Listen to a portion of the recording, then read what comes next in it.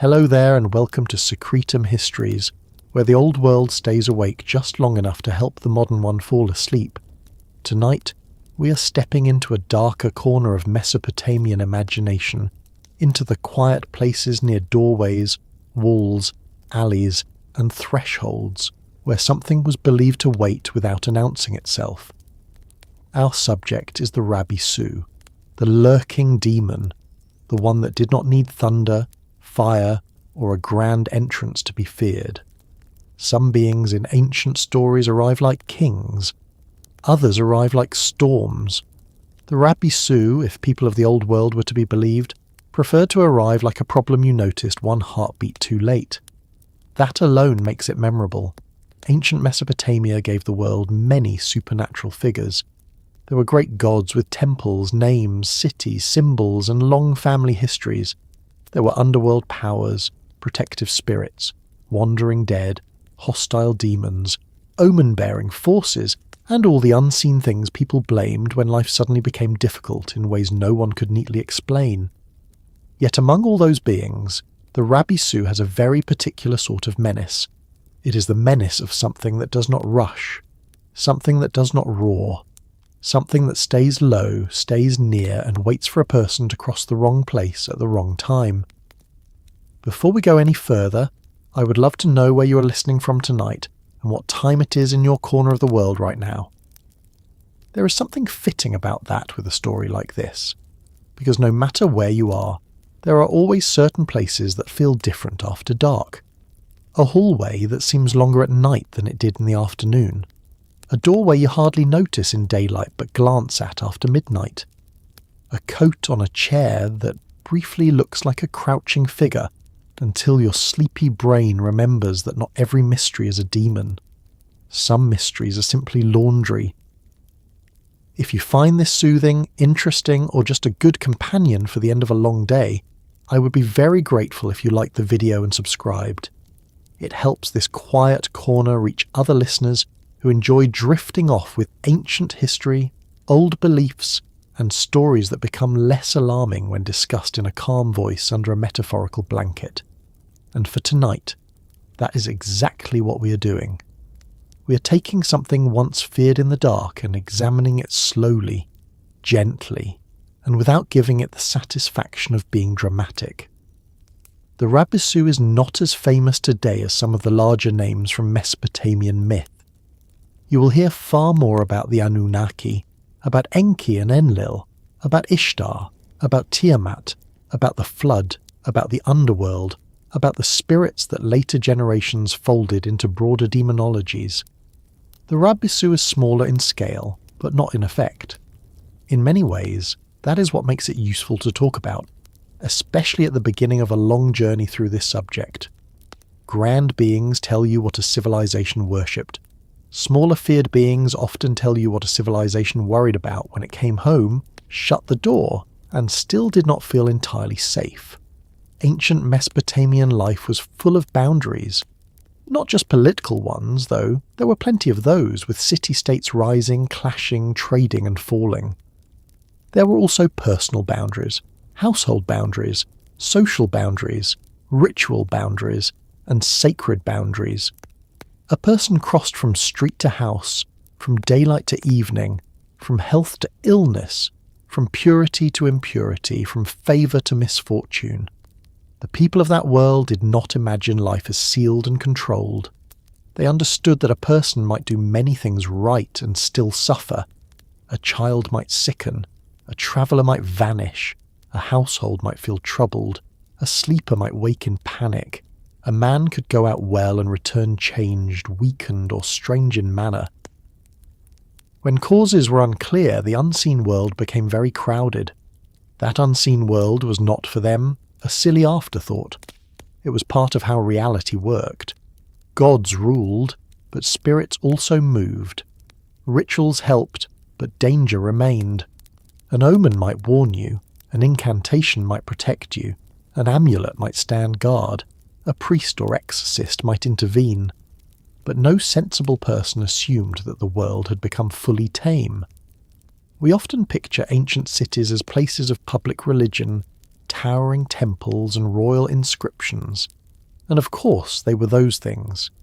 They were also places where ordinary people still had to walk home at dusk, still had to worry about who or what lingered near the threshold, still had to explain the feeling that a place could somehow be wrong.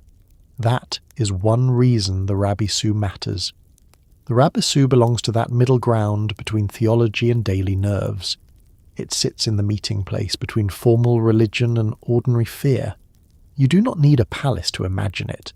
You do not need a cosmic battle to understand its purpose.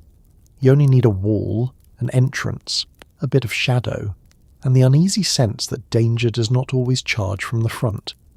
Sometimes it waits at the side and lets you come to it. The name itself carries that feeling. The Rabisu is associated with lying in wait, crouching, lurking, ambushing. This is not a being defined first by spectacle. It is defined by posture and behaviour. It is what it does that creates its identity. It waits, it watches, it catches the unguarded. Even in translation, the idea has teeth. A lurking demon is unnerving in a very specific way because lurking implies intention without visibility. It implies nearness without proof.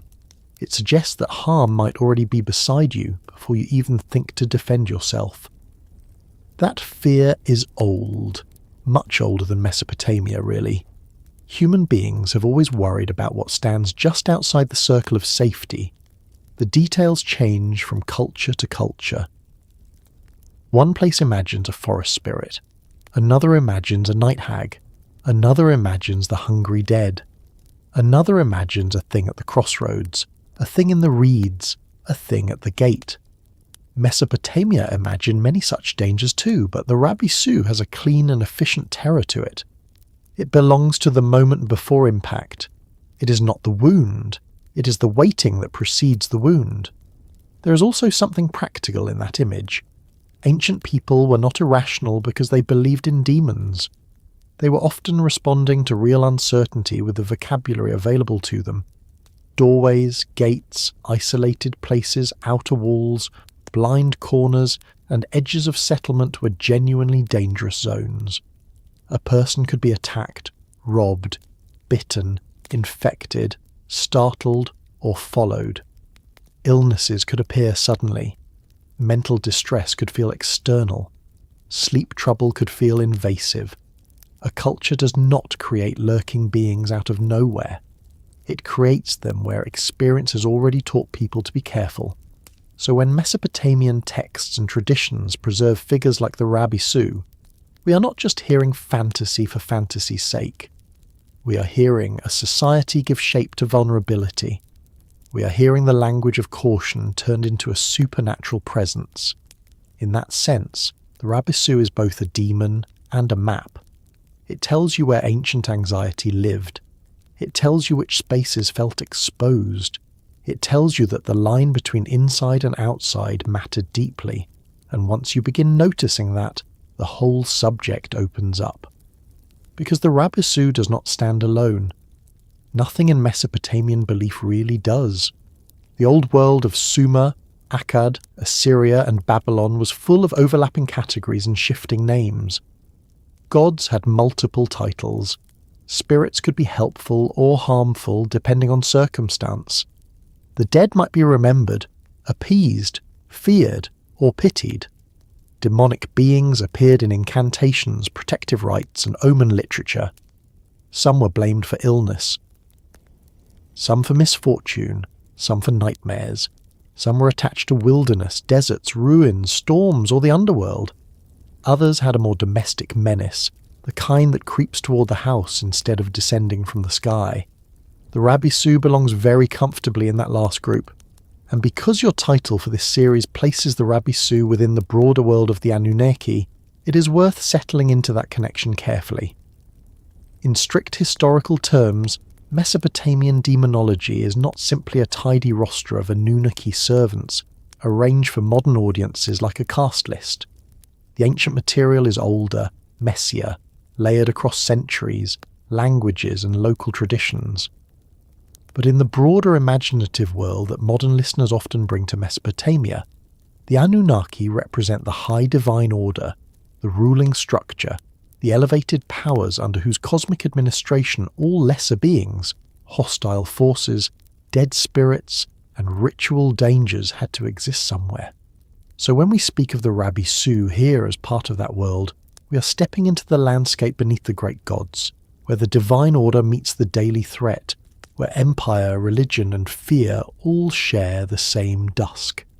That dusk matters. Night in the ancient world was different from night in ours. We still talk about darkness, but most of us live in places that can push it back with a switch. Streets glow, windows glow, phones glow. Even when we complain that it is dark, we usually mean moderately inconvenient rather than cosmically persuasive. The ancient Mesopotamian night was fuller, heavier, less negotiated. Fires and lamps helped, of course, but darkness still won most arguments once the sun went down. Sounds carried differently. Distances changed character. Familiar places became uncertain. A doorway by day was an entrance. By night, it could be a mouth. That is not poetic exaggeration. It is simply how humans behave when vision weakens and imagination steps in to cover the missing detail. The brain dislikes gaps. Give it a shape it cannot identify, and it will supply one. Give it a sound with no visible source, and it will invent intention. Add belief, tradition, family warnings, ritual memory, and a local exorcist who takes these things very seriously. And suddenly a shadow near the threshold is not just a shadow. It is a category of threat with a name. Children would have learned such names early, even if only indirectly. Adults do not need formal theology to pass on caution. Do not linger there. Do not cross that place carelessly. Do not sleep without the proper protection. Do not ignore the signs of disturbance in the house. Do not mock what wiser people treat with care. Every culture teaches its young how danger behaves. Sometimes it teaches with examples, sometimes with stories, sometimes by naming the thing that waits if you forget the lesson. The Rabisu is also useful because it reminds us that ancient demonology was not always about monsters in the modern cinematic sense. There is no need for elaborate horns, grand speeches, or a soundtrack that warns the audience to clutch a cushion. A lurking being is more effective than that. It fits into the edge of ordinary life. It does not need to transform the world. It only needs the world to contain neglected corners. In that way, the Rabisu is almost economical. It is the minimum amount of supernatural idea required to make a person very alert around a doorway. And that alertness, of course, is deeply human. Even now, with all our technology and skepticism, people still feel uneasy about certain thresholds. Empty stairwells, underground parking structures, hospital corridors at night. The moment of opening a door into a dark room and reaching around the wall for the switch. The moment of standing outside your house and sensing, however irrationally, that you would rather not look too closely at the window beside you. We have our explanations. Fatigue, pattern recognition, stress, nerves, bad lighting. The ancients had theirs. Yet the sensation itself has not vanished. It has only changed wardrobes. This is why stories like this last. Not because everyone secretly believes in Mesopotamian demons, but because the old categories still fit some old feelings. The Rabisu may belong to Akkadian vocabulary and ancient ritual contexts, but the basic human experience behind it is stubbornly familiar. We still understand what it means to feel that a place is waiting. We still know what it means to move a little faster past a dark opening, and then laugh at ourselves only once we are safely beyond it. As we go forward, we will meet the Rabisu from several angles. We will look at what the word suggests, where such beings were imagined to linger, how they fit into the wide and complicated landscape of Mesopotamian demonology, how incantations and protective practices tried to deal with them, and why the idea of a lurking attacker proved so durable. We will also keep one foot in the historical world and one foot in the imaginative afterlife of these beings, because part of the fascination here lies in how a very old fear can keep changing shape, while remaining essentially the same. For now, though, it helps to begin not with texts or tablets, but with mood. Picture an old city of mud brick walls and narrow passages. Picture the day cooling at last after heat. Picture a household settling in, doors checked, lamps prepared, voices lowered. Somewhere beyond the more secure and well-lit parts of life, there are alleys, outer edges, recesses, abandoned spaces, broken corners of architecture where no one particularly wants to linger. Nothing dramatic happens. That is precisely the point. Nothing needs to happen yet. The power of the lurking thing is that it belongs to the pause before the event, the suspicion before the proof, the uneasy decision to keep walking and not look again. That is the atmosphere from which the Rabisu emerges. Not the battlefield, not the throne room, not the cosmic mountain, the threshold, the margin, the place where a person moves from one state to another and becomes briefly exposed. Ancient Mesopotamians took such transitions seriously in ritual, in law, in religion, and in daily custom. So it should not surprise us that their fears did the same. A being that waits at the boundary is exactly the sort of being that would thrive in a civilization so attentive to where one world ended and another began. And once that idea takes hold, everything around it starts to make sense. Why certain spaces mattered. Why protection was not just for the body but for the house. Why words spoken aloud could serve as barriers. Why names written on clay could count as defences. Why an unseen force might be treated as a real household problem rather than a philosophical curiosity. The ancient world did not have the luxury of separating belief from daily survival as neatly as modern people sometimes pretend to do. If a danger might be real, you prepared for it. If it turned out only to be shadow and nerves, then at least the house was still blessed and the doorway still guarded. Not a bad result, really. So let us ease our way toward the Rabisu properly. Not rushing, because lurking things are best understood slowly. Not with loud claims, because ancient fear was often quieter than modern retellings make it. Just step by step, closer to the doorway, closer to the wall, closer to the place where old Mesopotamian thought imagined a presence low to the ground, and patient enough to let human beings walk toward their own alarm. And before we can understand the protections raised against it, the rituals spoken over it, or the larger shadow it casts in the world of demons beneath the gods, we need to linger for a moment with the being itself, with the old idea of something that waits in silence and becomes most dangerous when it's almost overlooked. To understand why the Rabisu mattered, it helps to begin with what ancient people usually feared most.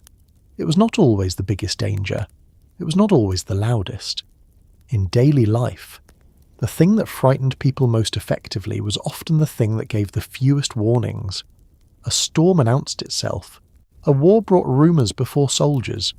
A king's anger usually arrived through officials, messengers or taxes, which is its own sort of weather system.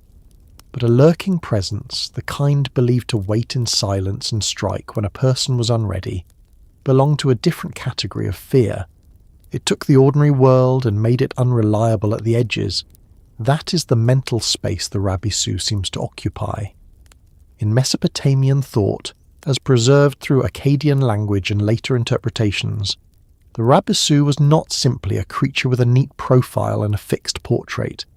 It was more a type of hostile presence, a being known through behaviour, posture and effect.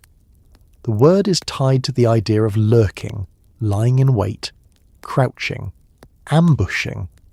Right away, that gives it a different flavour from more dramatic supernatural figures. It is not introduced as a ruler, not celebrated as a great named god, not necessarily presented as the star of a myth everyone gathered to hear beside the fire. It is something more uncomfortable than that. It is the kind of threat people could imagine fitting into the cracks of real life.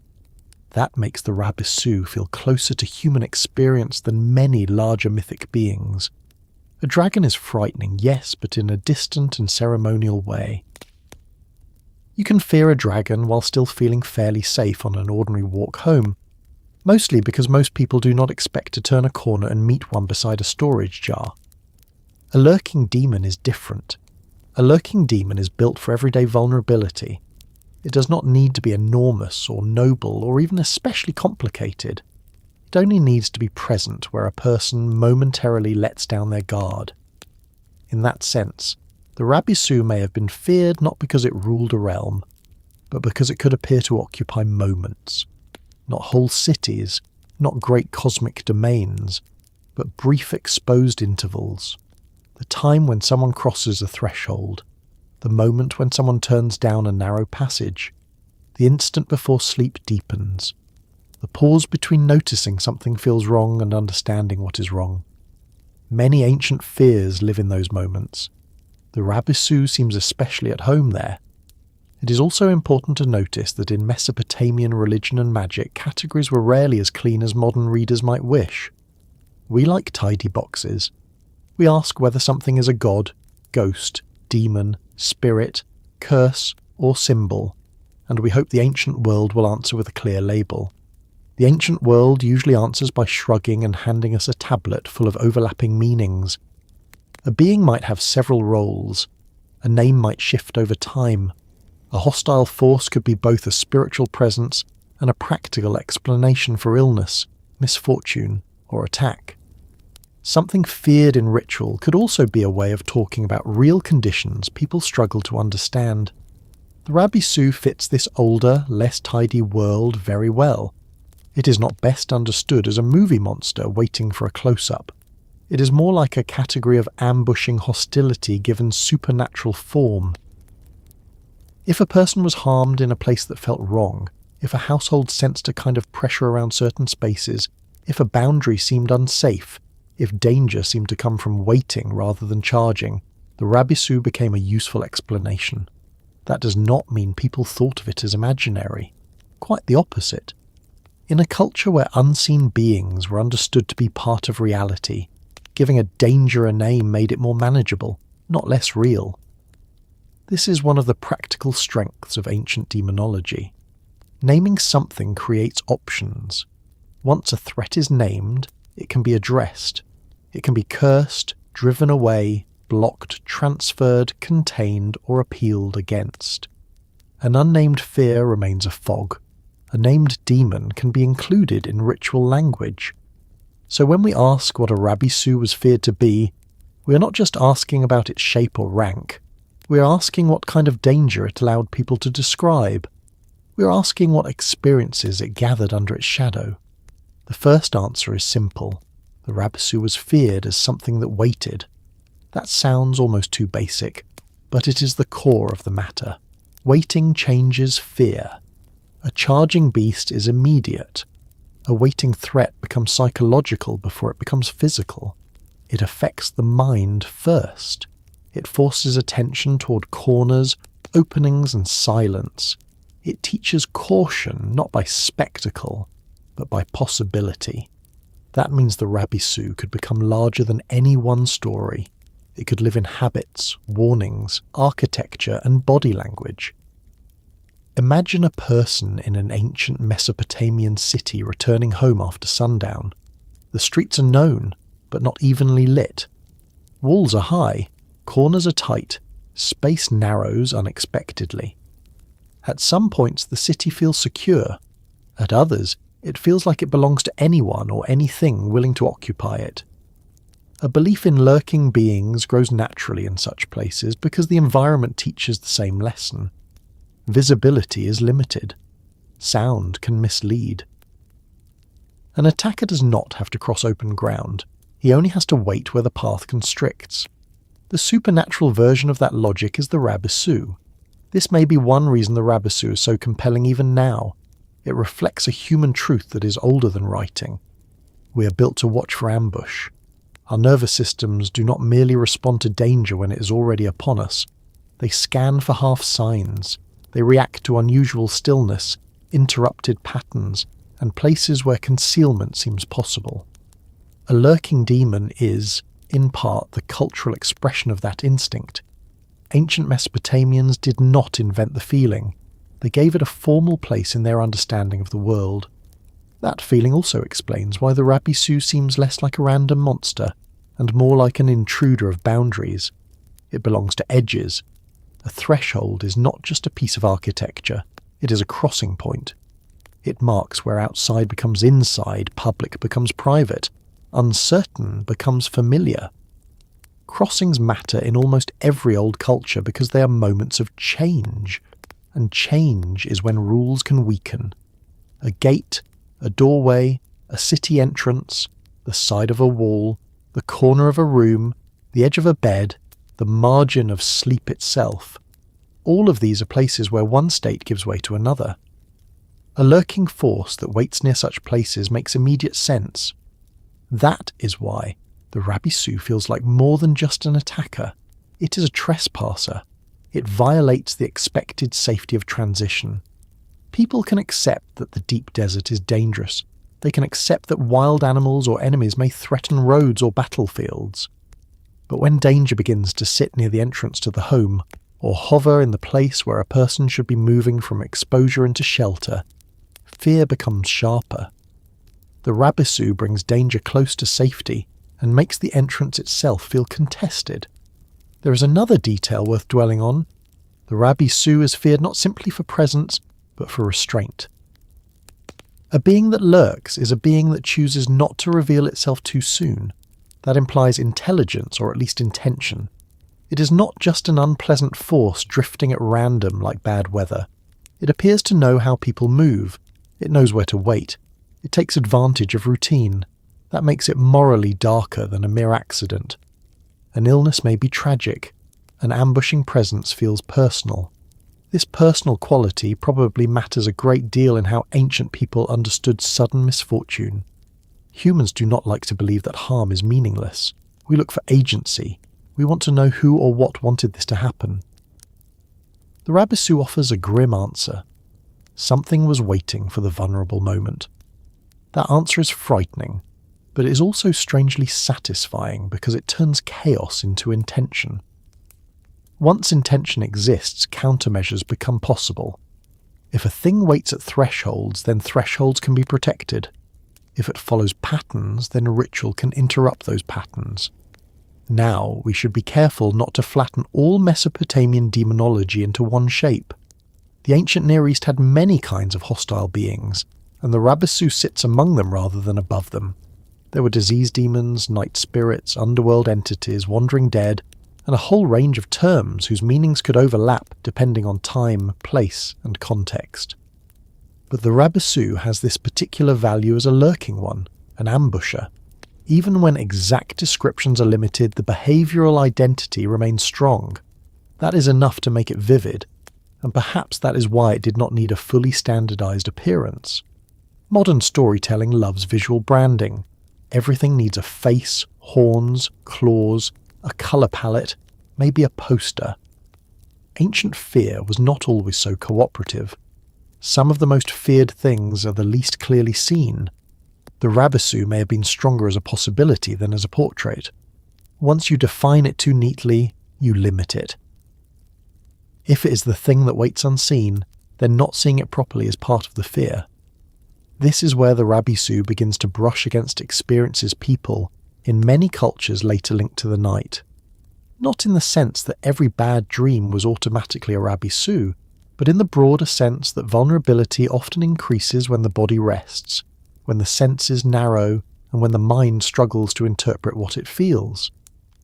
Ancient people knew panic in sleep. They knew the shock of waking with the sense that something had been near. They knew illness arriving after the dark hours. They knew the pressure of a troubled household. A lurking demon could gather many of those experiences under one idea.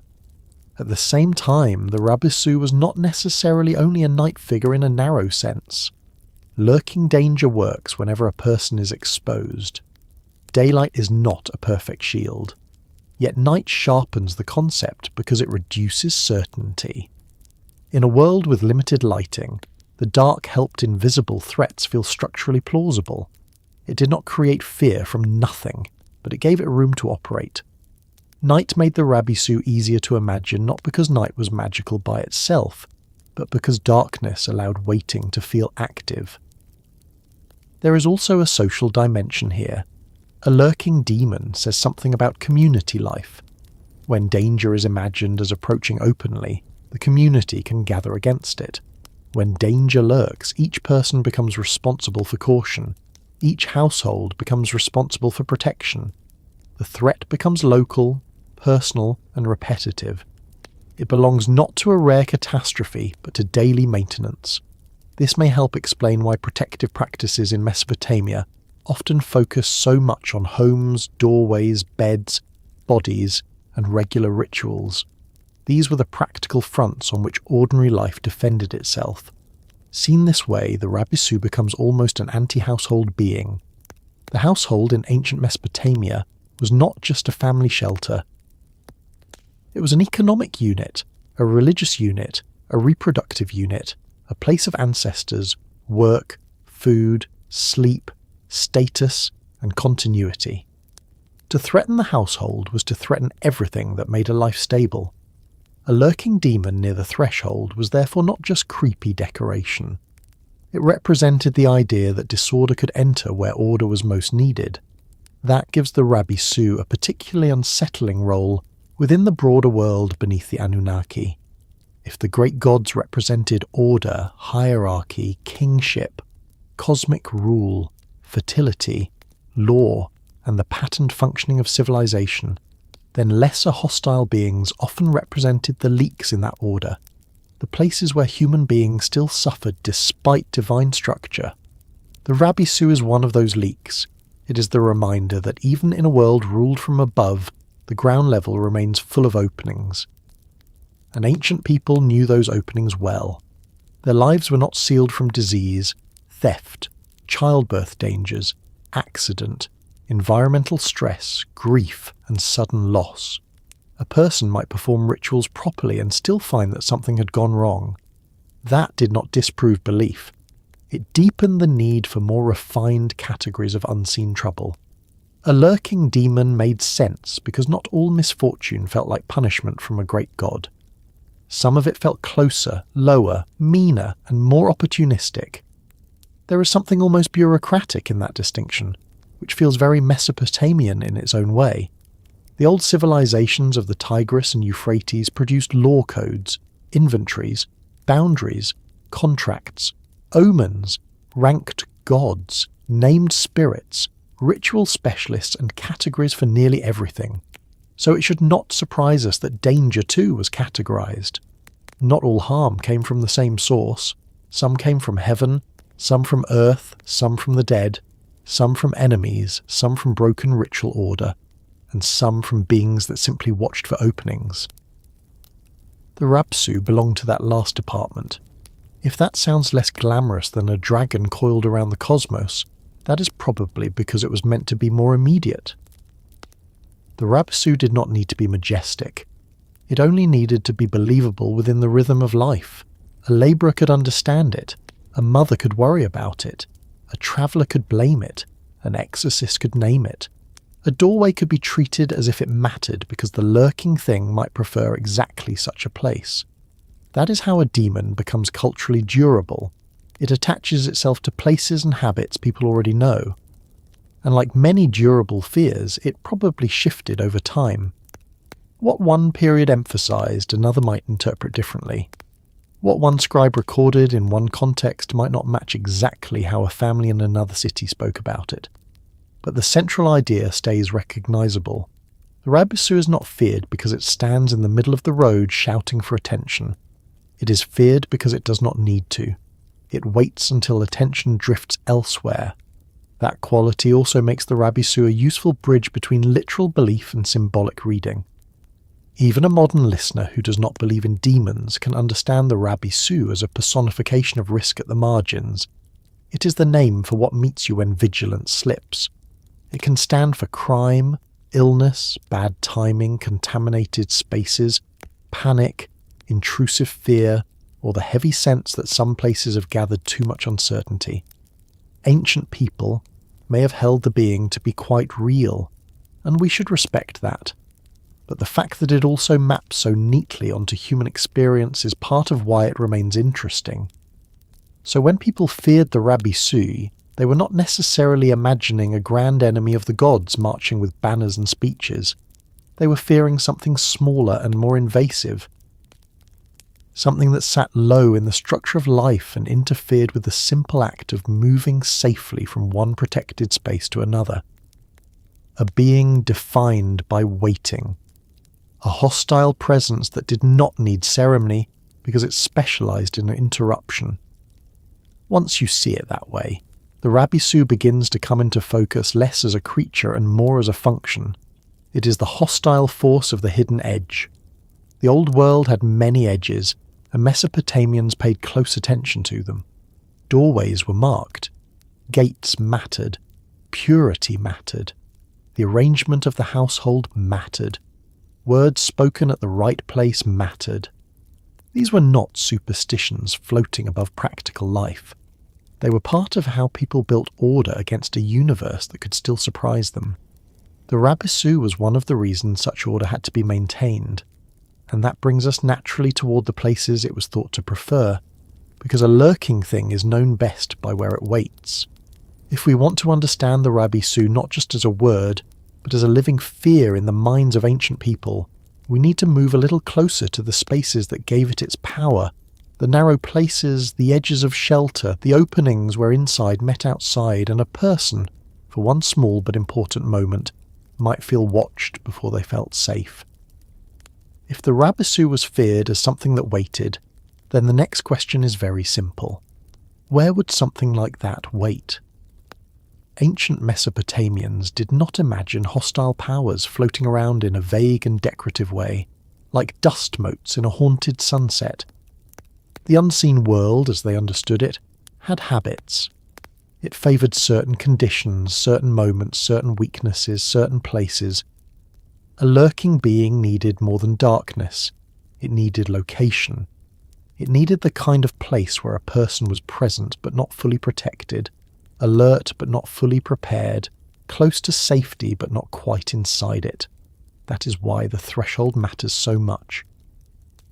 A threshold is such a small thing in physical terms. A strip of wood, a stone sill, a raised lip at the bottom of a doorway, a line where one kind of floor becomes another.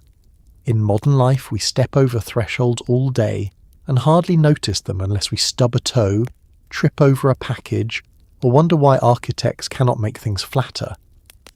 But in the ancient world, a threshold was not just a practical edge in a building. It marked a transition that carried meaning. It was where the outside ended and the inside began.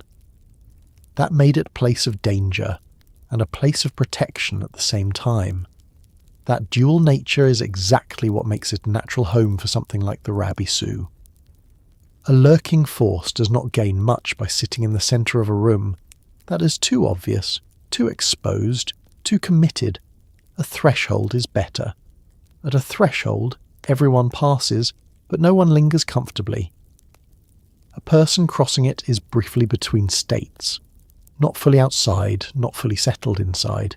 In ancient terms, that can be enough to create vulnerability. In practical terms too, that is when people are most distracted. They are opening, closing, turning, entering, leaving, carrying, greeting, hurrying, looking ahead rather than down or aside. A threshold is ordinary, but it is never neutral. The same is true of corners. Corners are architecture's way of telling the eye that it cannot keep going in a straight line. They interrupt sight. They create concealment. They hide half of what may be coming next. In a mud brick city with tight passages, high walls, storage rooms, narrow alleys, and complex domestic layouts, corners mattered more than they do in the open fantasy of modern floor plans, where everything is apparently meant to look good in a real estate listing.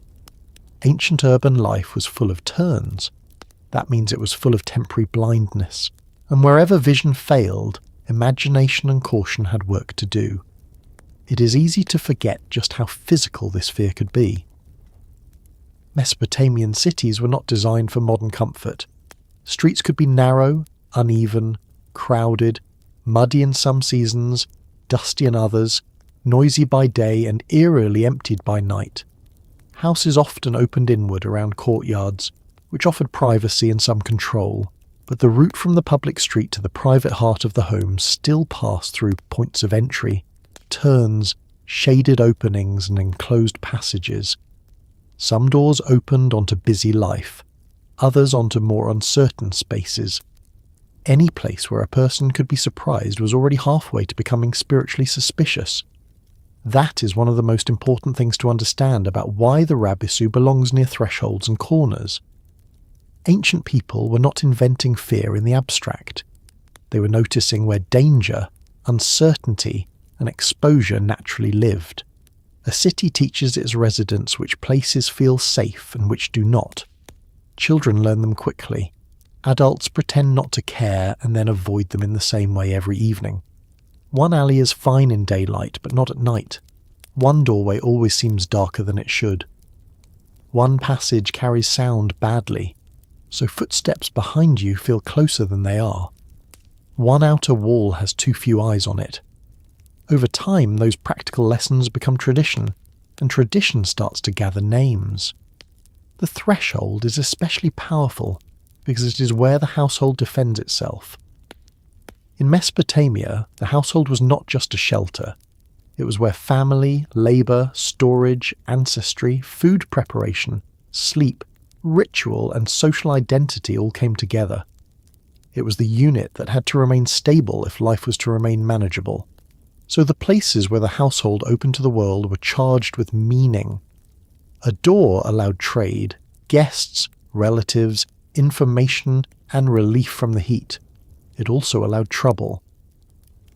Not just thieves or enemies or unpleasant neighbours with complicated opinions about grain storage, but disease, bad luck, impurity, and any unseen force thought able to cross from outside to inside. This is why so many old cultures paid serious attention to entrances. The door is never just wood on hinges. It is a filter. It is a decision point. It is the place where a home says yes, no, later, not today, and absolutely not under any circumstances. For people who believed hostile spirits could exploit openings, the door had to do even more. It had to become part of a protective system. That could mean spoken words, ritual gestures, objects placed nearby, symbols, figurines, blessings, or the general maintenance of order around the entrance. A door that was neglected was not just shabby, it was vulnerable. The Rabisu fits into this logic perfectly, because it is not imagined as a destroyer of worlds. It is imagined as a user of openings. That makes it almost parasitic on architecture. It thrives where structures are meant to keep bad things out but cannot guarantee success. A wall without an entrance is secure but useless. A city without gates is strong in theory and impossible in practice. A house without a door is no house at all.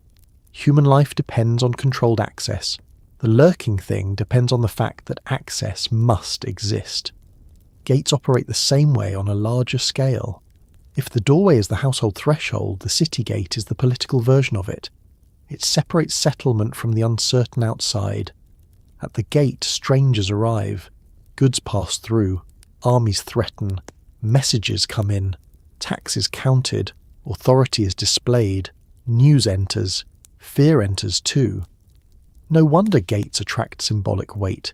They are protective and exposed at once. A Rabisu-like presence imagined near a gate makes immediate sense because the gate condenses everything a lurking force likes. Transit, hesitation, crowding, distraction, and the unstable meeting of known and unknown. Now add night to all of this, and the effect increases. The same gate that looked impressive by day becomes a mouth in the dark.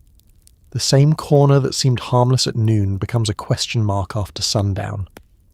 The same doorway that welcomed family in the evening becomes the place where every late noise asks for explanation. And ancient people, unlike most of us, did not have the luxury of pretending the night was merely decorative. Darkness really changed what the built environment could do. It reduced the useful reach of the eye. It magnified uncertainty. It made silence feel inhabited. That does not mean every threshold was considered haunted. or every corner treated like a diplomatic mission from the underworld. People still lived ordinary lives. They worked, laughed, argued, ate, traded, swept, repaired, and got on with things. But ordinary life is exactly where this sort of fear takes root. A lurking demon is effective because it does not interrupt the whole structure of life. It nests inside it. It turns familiar spaces into conditional ones. It says, in effect, yes, this is your house, but the line between your house and the rest of the world is thinner than you would like. In a society that cared deeply about ritual order, those thin lines mattered. Mesopotamian religion was not only about the great gods in their temples, it was also about managing the daily conditions under which life stayed aligned with what was proper. Purity and impurity, blessing and curse, health and affliction, all had spatial dimensions. Certain places were cleaner, safer, more ordered. Others were mixed, unguarded, transitional or compromised. A corner where dirt gathered, where light failed, where few people looked directly could easily become more than just an untidy angle. It could become a pocket of possibility. And corners do have a strange psychological effect. Even now, people dislike not knowing what is around them. A doorway lets you see through. A corner refuses that courtesy. You must commit yourself before you know what lies beyond it. In military terms, in hunting terms, in street survival, that matters. The corner favours the one who waits. So does the staircase bend. So does the wall that hides part of the lane. So does the narrow side passage between buildings. The Rabisu, as an ambushing presence, belongs naturally to all of these spaces because they teach the same lesson. Movement is easiest to attack where sight is interrupted. There is also the question of places people avoided, not because they were architecturally clever, but because they felt socially or spiritually uncertain. Ruined structures are a good example. A ruin is already a failed boundary, a wall that no longer encloses properly, a doorway leading nowhere useful, a house abandoned by family and order. All of this invites the imagination to repopulate the space. In many cultures, ruins become home to what has no rightful home elsewhere. A Rabisu does not need a throne. A neglected structure would do nicely. The edge of settlement mattered too. Ancient cities had a strong inside-outside logic. Inside were people, law, trade, worship, food storage, routine, authority. Outside could be farmland, roads, canals, marsh, desert, pasture, enemy movement, burial spaces, and whatever else lay beyond immediate control. The city wall and its entrances therefore did more than defend bodies. They mark the boundary between order and a broader field of uncertainty. A lurking presence associated with edges could easily belong to both sides of that line, close enough to civilization to threaten it, foreign enough to remain outside its clean categories. Even within the house, some spaces carried more unease than others. Storage rooms, unused corners, stairways, roof access points, courtyard shadows after dark, spaces behind hanging textiles, narrow service passages. All of these create little pockets where the mind does extra work. Most of the time, of course, nothing is there, but a belief system built around unseen agencies does not require constant proof. It requires only enough ambiguity for caution to seem reasonable, and caution in the home is rarely dramatic. It looks like routine. It looks like where one places an object, when one says a blessing, how one arranges an entrance, what one checks before sleep. That last part matters because thresholds do not stop at walls. The bed has a threshold of its own. Sleep is one of the oldest crossing points humans know. A person goes from alertness to vulnerability, from control to reduced control, from community life to private exposure. It is no surprise that so many old cultures imagine night forces near the sleeping body. The Rabisu is not limited to sleep in a strict sense, but the logic is the same. A lurking thing prefers moments when awareness narrows. The space beside a bed can function psychologically the way a doorway does architecturally. It is the edge where safety should begin, but is not quite sealed. The same could be said of city alleys. Not all streets are equal. Main roads carry traffic, witnesses, commerce, and noise. Side passages carry silence. In a crowded city, silence itself can become suspicious when it appears in the wrong place.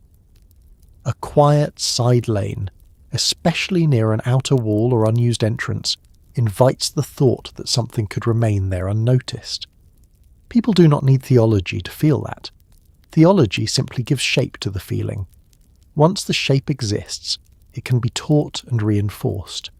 Certain routes become unwise after dark, not merely because they are lonely, but because they belong to the sort of space where a lurking presence, human or otherwise, might wait. In that sense, the Rabisu is deeply democratic in its menace. You do not have to be a king to fear it. You do not need access to elite ritual texts or royal omens. You only need a body that moves through space and understands that some spaces leave it more exposed than others. That may be one reason the image travels so well across time. Even when the exact term is forgotten, the pattern remains. Every culture ends up inventing some version of the thing that waits where the safe path narrows. And because Mesopotamia was so attentive to material order, this fear likely encouraged material responses. Thresholds were watched, gates were controlled. Protective figures could be placed in relation to entrances. Ritual words could be directed toward openings. Even when modern readers separate spiritual practice from household management, ancient people often did not. To arrange space properly was itself a form of defense. The line between practical caution and supernatural protection was not always very thick. Sweep the entrance, repair the frame, mark the boundary, say the words, keep the dangerous out. That is a coherent system whether one emphasizes spirits, disease, strangers, or all three at once. There is something else worth noticing. Places people avoided often become stronger in the imagination precisely because they are avoided. The less often a space is comfortably used, the more easily it collects projected meaning. A corner no one sits in, a lane no one takes unless necessary, a doorway kept shut, a half-ruined side room, these spaces become blank pages on which fear writes neatly. The Rabisu does not require elaborate evidence in such locations. It benefits from absence. It grows in the gap between what a place is and what people stop doing there. That may also help explain why lurking beings are so hard to fully pin down in ancient texts. They are not always mythic protagonists. They are closer to the atmosphere of risk that gathers around certain zones. A doorway in itself is not evil. A corner is not a crime. A gate is necessary. But each of these can become dangerous under the wrong conditions, and a civilization that thinks in spiritual as well as practical terms will naturally personify that danger. The Rabisu is, in part, the personality of badly timed exposure. There is also the social act of warning. Adults tell children not to loiter by the gate after dark. Servants are told to bar doors properly. Travellers learn which approach roads are unwise. Women carrying goods home know which lane is busier and which one is not. Men returning late move a little faster near certain stretches of wall. None of these behaviours need to be narrated in theological language every time. But when a culture already possesses a figure like the Rabisu, those practical cautions gain a deeper shadow. The warning does not just say be careful. It says this kind of place has a resident kind of danger. That resident quality is important. The Rabisu does not merely pass through. It is feared as inhabiting the opportunity. That is why thresholds and corners suit it. They are not one-time accidents. They are repeatable situations. Every day someone enters and exits.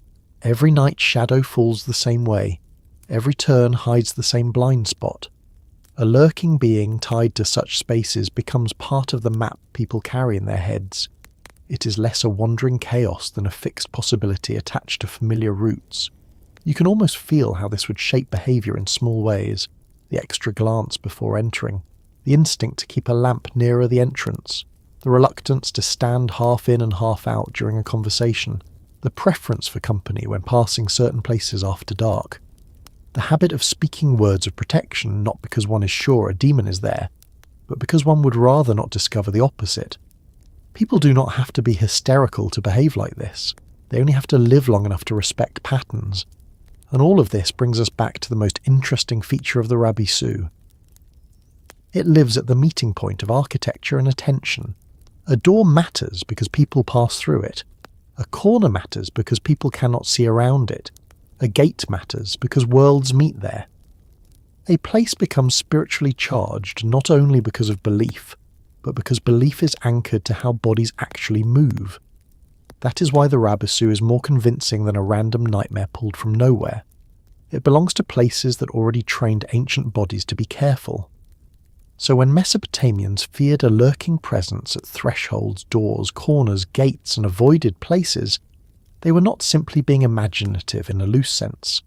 They were building a supernatural vocabulary around the very real fact that transitions are dangerous. Crossing from outside to inside, from public to private, from visible to hidden, from wakefulness towards sleep, from safety toward uncertainty. These are exactly the moments when human beings feel watched even before they can explain why.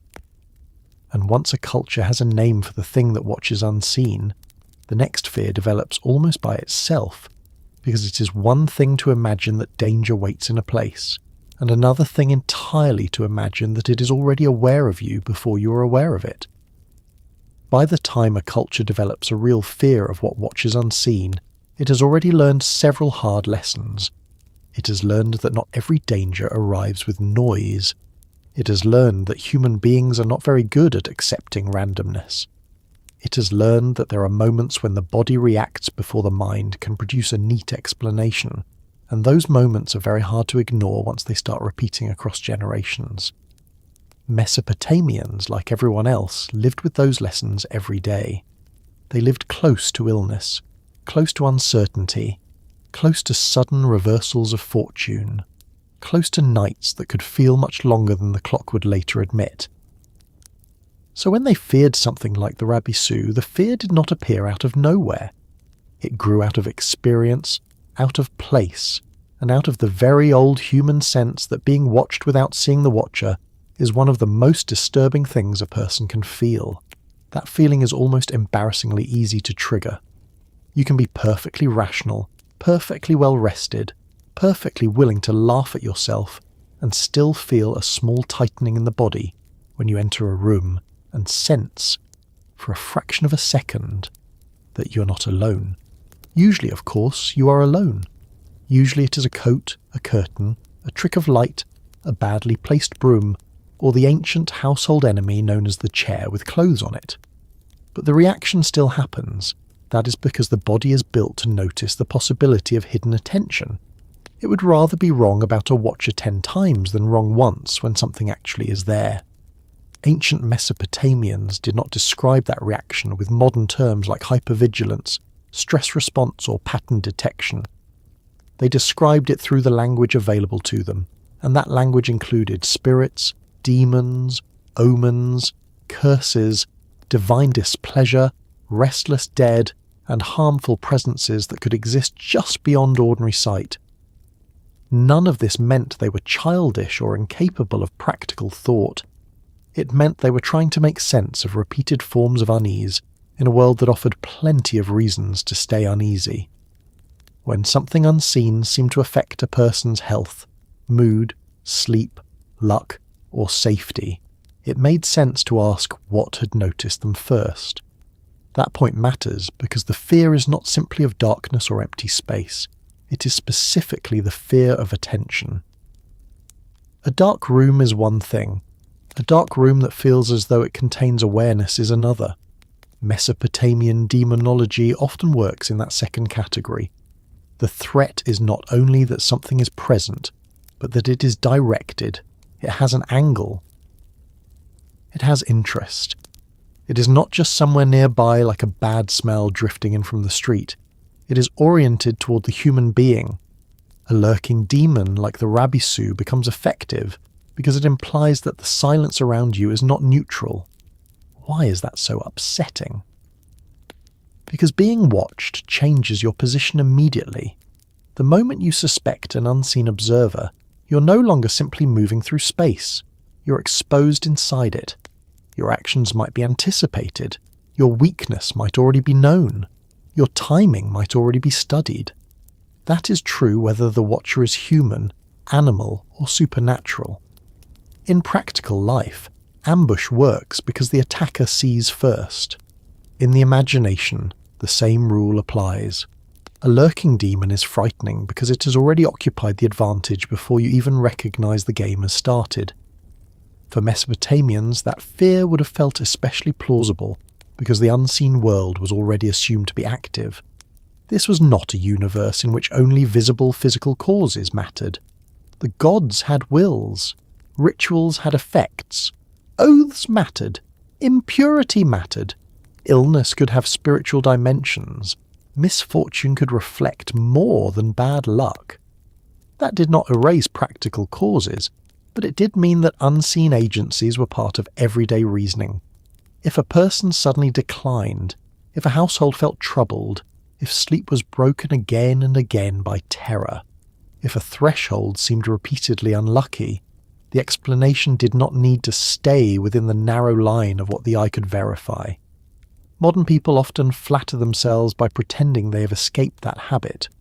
In truth, we do something similar all the time, just with different labels and better plumbing. We talk about bad vibes, hostile environments, creepy places, strange energy, an atmosphere in a room, the feeling that someone is staring at us, the sense that a place is off. We claim not to believe in ancient demons, and then we refuse to look down the basement stairs after midnight because something about it feels wrong. Civilization changes the furniture, but the nervous system remains a fairly old tenant. Mesopotamians feared what watches unseen because they knew how often harm begins before it becomes visible. Think about disease in the ancient world.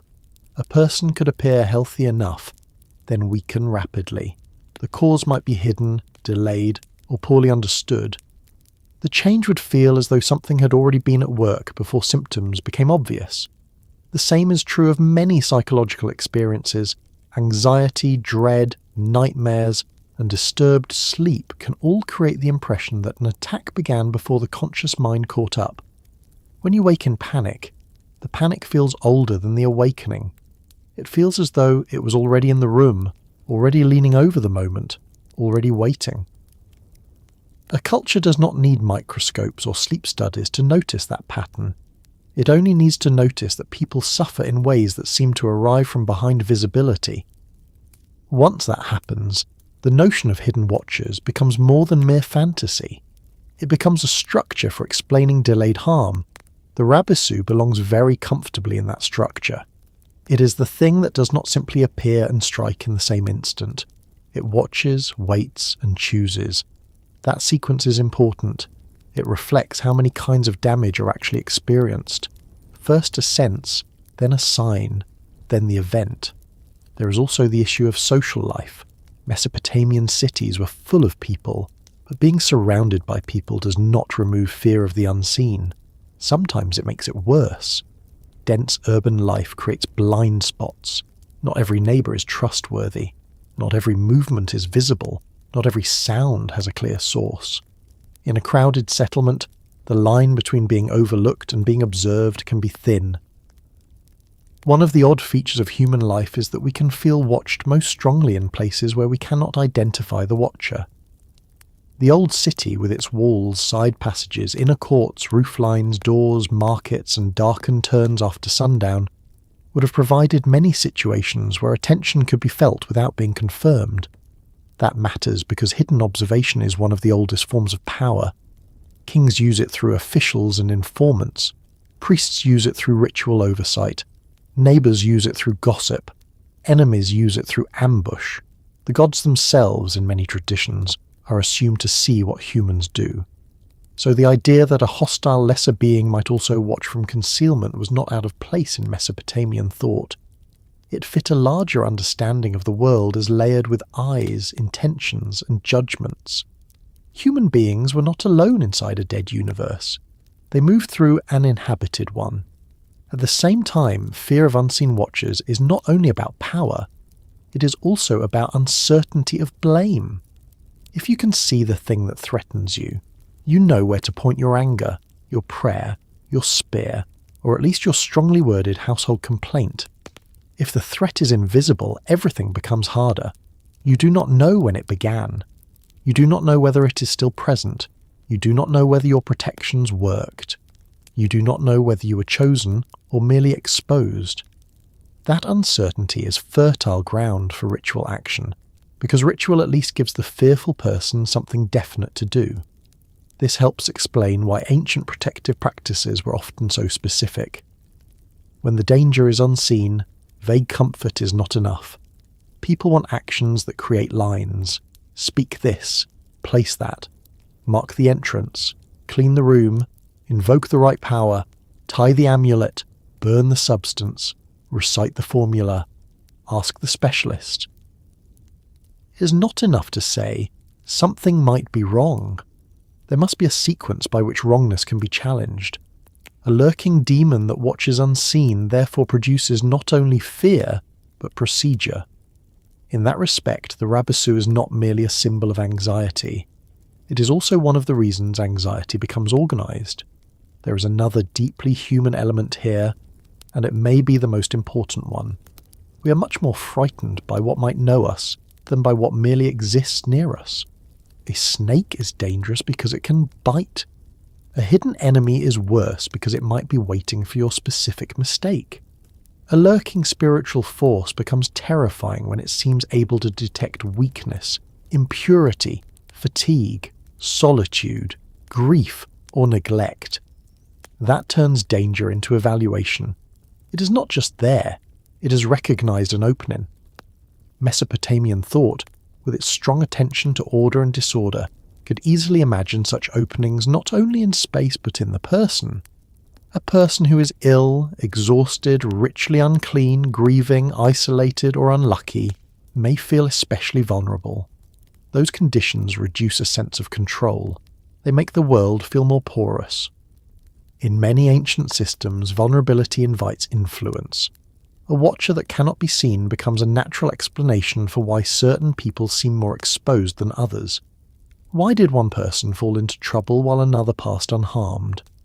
Why did a household seem repeatedly afflicted? Why did one threshold feel troubled while another did not? The answer could involve a hidden presence that had already fixed attention where it meant to act. Notice how neatly that fits the logic of ambush. The blow is never the whole story. There is always a prior stage when the victim is studied or at least found. Mesopotamians feared what watches unseen because the unseen watcher explains why disaster can feel oddly prepared. A sudden event often does not feel sudden to the imagination. It feels as though it had been gathering somewhere just outside sight. The mind is very good at turning outcomes into stories with build-up. A lurking demon is the supernatural version of that build-up. There is also the very practical matter of surveillance by the environment itself. Ancient people lived close to signs. They watched skies, animals, behaviour, dreams, births, abnormalities, and patterns. The world was read as meaningful. Once the world is meaningful, it is easy to imagine meaning reading you back. That is perhaps the simplest way to understand the fear. Mesopotamians lived in a reality that could be interpreted. Omens were not random decoration. They were signals. If the world sends signals, then surely forces within the world can observe the beings who are subject to those signals. Seen from that angle, the fear of hidden watchers is almost a logical consequence of a meaningful universe. Modern listeners sometimes hear this and imagine a society frozen in constant dread, jumping at every jar lid and suspicious shadow. That would be unfair. People adapted as people always do. They still lived, worked, fell in love, argued over property, complained about relatives, and got on with the very ordinary business of being human. Fear of unseen watchers did not paralyze life. It structured caution within it. In the same way, most people now do not spend every hour imagining they are being watched, but they still close curtains, lock doors, glance over shoulders in empty parking lots, and feel strangely different in a dark hallway than in a bright kitchen. Ordinary function and low-level vigilance can live together quite comfortably. In fact, they usually do. The unseen watcher becomes most powerful when combined with the threshold, because the threshold turns passive watching into potential interception. A hidden presence out in the wilderness is one thing. A hidden presence near the point where you pass from one state into another is another. That is why doors, gates, corners, bedsides, and isolated transitions carry so much weight. They are points where the watcher can convert knowledge into action. Mesopotamians feared such places not because they were irrationally dramatic, but because they understood that transitions narrow human attention. You cannot attend equally to every angle while you're entering, leaving, settling, sleeping, or moving through a constricted path. The same principle applies inside the mind. Before the attack, in psychological terms, there is often anticipation. The feeling of being watched is itself a kind of first strike. It destabilizes confidence. It forces the person to divide attention between movement and scanning. It can turn a familiar space into a suspicious one. A lurking demon therefore does not need to wait for a physical event to begin its work. If it is believed to be present, the work has already started. The household becomes more tense. The sleeper becomes less restful. The threshold becomes loaded. Fear prepares the ground for more fear, which is one reason such figures are so culturally durable. Now add memory to the equation. Once a story exists that something watches unseen, every later uneasy experience can attach to it. A child hears that one should be careful at entrances. Years later, the same child, now grown, feels uneasy at a doorway for reasons he cannot fully name. The feeling confirms the warning. The warning sharpens the feeling. A family remembers a relative who fell ill after passing through some troubled place. A ritual specialist mentions a lurking force. The memory and the explanation reinforce each other. Over generations, the unseen watcher stops being a single belief and becomes a habit of interpretation. This is why the Rabisu, though not one of the most famous Mesopotamian beings today, is such a valuable figure for understanding ancient fear. It tells us that Mesopotamians did not only fear open chaos, they also feared selective attention from the dark margins of ordinary life. The watcher matters because it occupies a middle ground between total mystery and visible attack. It is near enough to seem involved, hidden enough to remain hard to fight, and intentional enough to feel morally charged. That combination is nearly perfect if your goal is to trouble human beings for a very long time. There is even an uncomfortable possibility that fear of hidden watchers offered a kind of grim comfort. Not pleasant comfort, certainly, but structure. If something unseen watches, then misfortune is not entirely shapeless. It has posture, it has method, it has somewhere to be aimed. Human beings often prefer a frightening pattern to a meaningless accident. At least a pattern can be countered. At least a method can be interrupted. At least a watcher can be warded off, named, cursed, blocked, driven away, or outmatched by stronger sacred forces. The alternative is worse, a world where harm arrives for no reason at all. So before the attack, what mattered most was not claws or fangs or dramatic manifestations. What mattered was the belief that a dangerous awareness could settle on a person or place before anything visible happened. That belief made thresholds more serious, silence more active, darkness more selective, and routine more vulnerable than it might otherwise seem. It encouraged protective habits and ritual defences.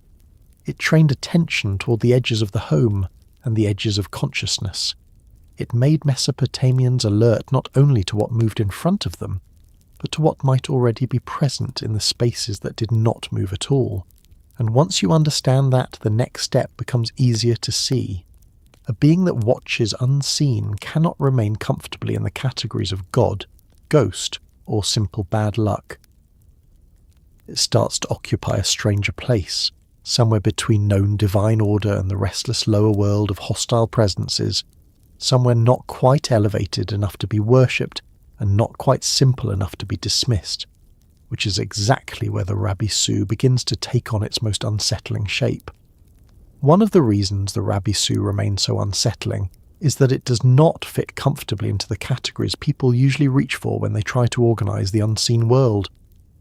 A god, in Mesopotamian thought, had rank, identity, cult, place, relationships, titles, and often a city or sphere of power. A ghost, though not simple by any means, at least belonged to a more recognisable human pattern. A ghost was tied to the dead, to memory, to burial, to neglect, to family obligations, to the restless continuation of what had once been a person. The Rabisu seems to stand somewhere else. It is not quite elevated enough to belong to the grand divine order, and not quite human enough in origin to sit neatly with the dead. It occupies a darker category, one that says a great deal about how Mesopotamians imagined hostile presences below the level of the gods but above the level of mere bad luck. This middle ground is where ancient demonology often becomes most interesting. Modern people tend to like dramatic extremes. We remember the king of the gods and the souls of the dead. We remember famous mythic monsters and large cosmic battles. The middle ranks of the unseen world can feel less glamorous until you notice that these are often the beings closest to ordinary life. A great god might decide the fate of kingdoms. A wandering dead relative might trouble a household under certain conditions. But a lurking hostile presence that belongs to the in-between spaces, that is neither sovereign nor ancestral, that can act without needing worship or family connection, tells you what the culture feared in its day-to-day vulnerability. That is where the Rabisu begins to sharpen into view.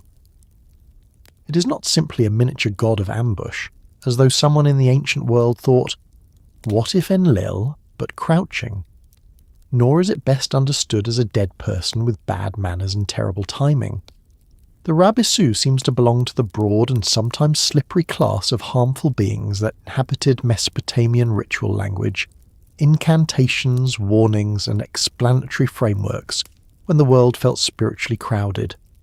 It is, in a sense, one of the residents of the lower dark, the part of the unseen world where danger accumulates without needing royal mythology. That lower dark was not separate from religion. It existed under it, around it, through it. Mesopotamians did not imagine reality as cleanly divided into respectable temple worship on one side and spooky nonsense on the other.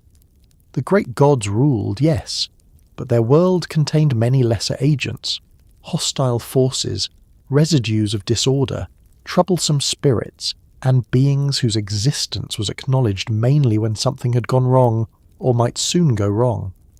The divine order was not imagined as frictionless.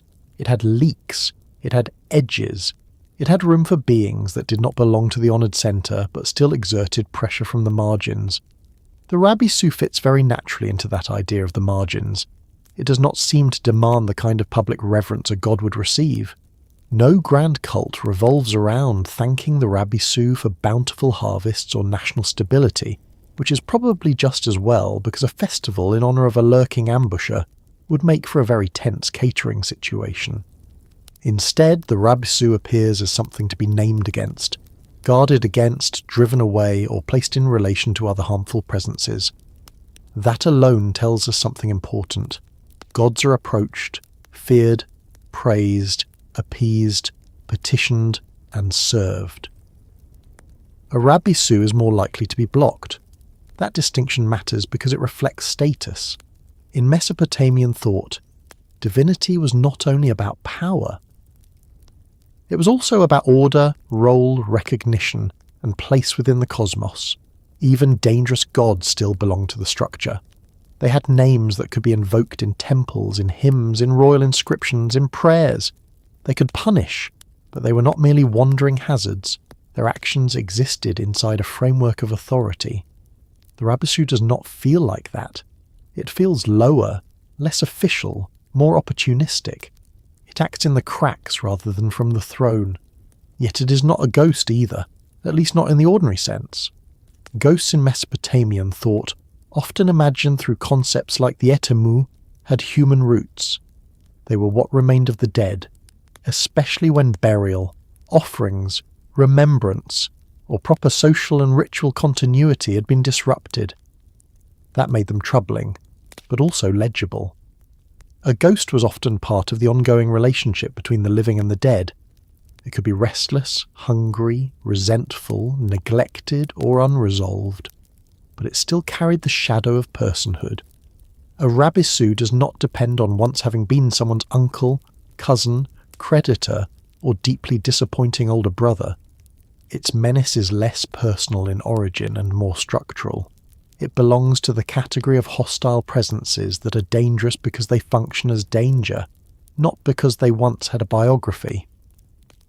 This is one reason the Rabisu feels colder than a ghost. A ghost may be frightening, but a ghost still suggests story. Someone died. Something was not done properly. A relationship remains unfinished. There is at least a human thread left in the problem. A Rabisu offers less comfort than that. It does not promise a prior life you can sympathise with. It is not necessarily asking for justice, remembrance, or burial. It may simply be there because lurking is what it is. And a being whose nature is bound to ambush rather than grievance is a different sort of problem. The ancient world had many ways of imagining such problems.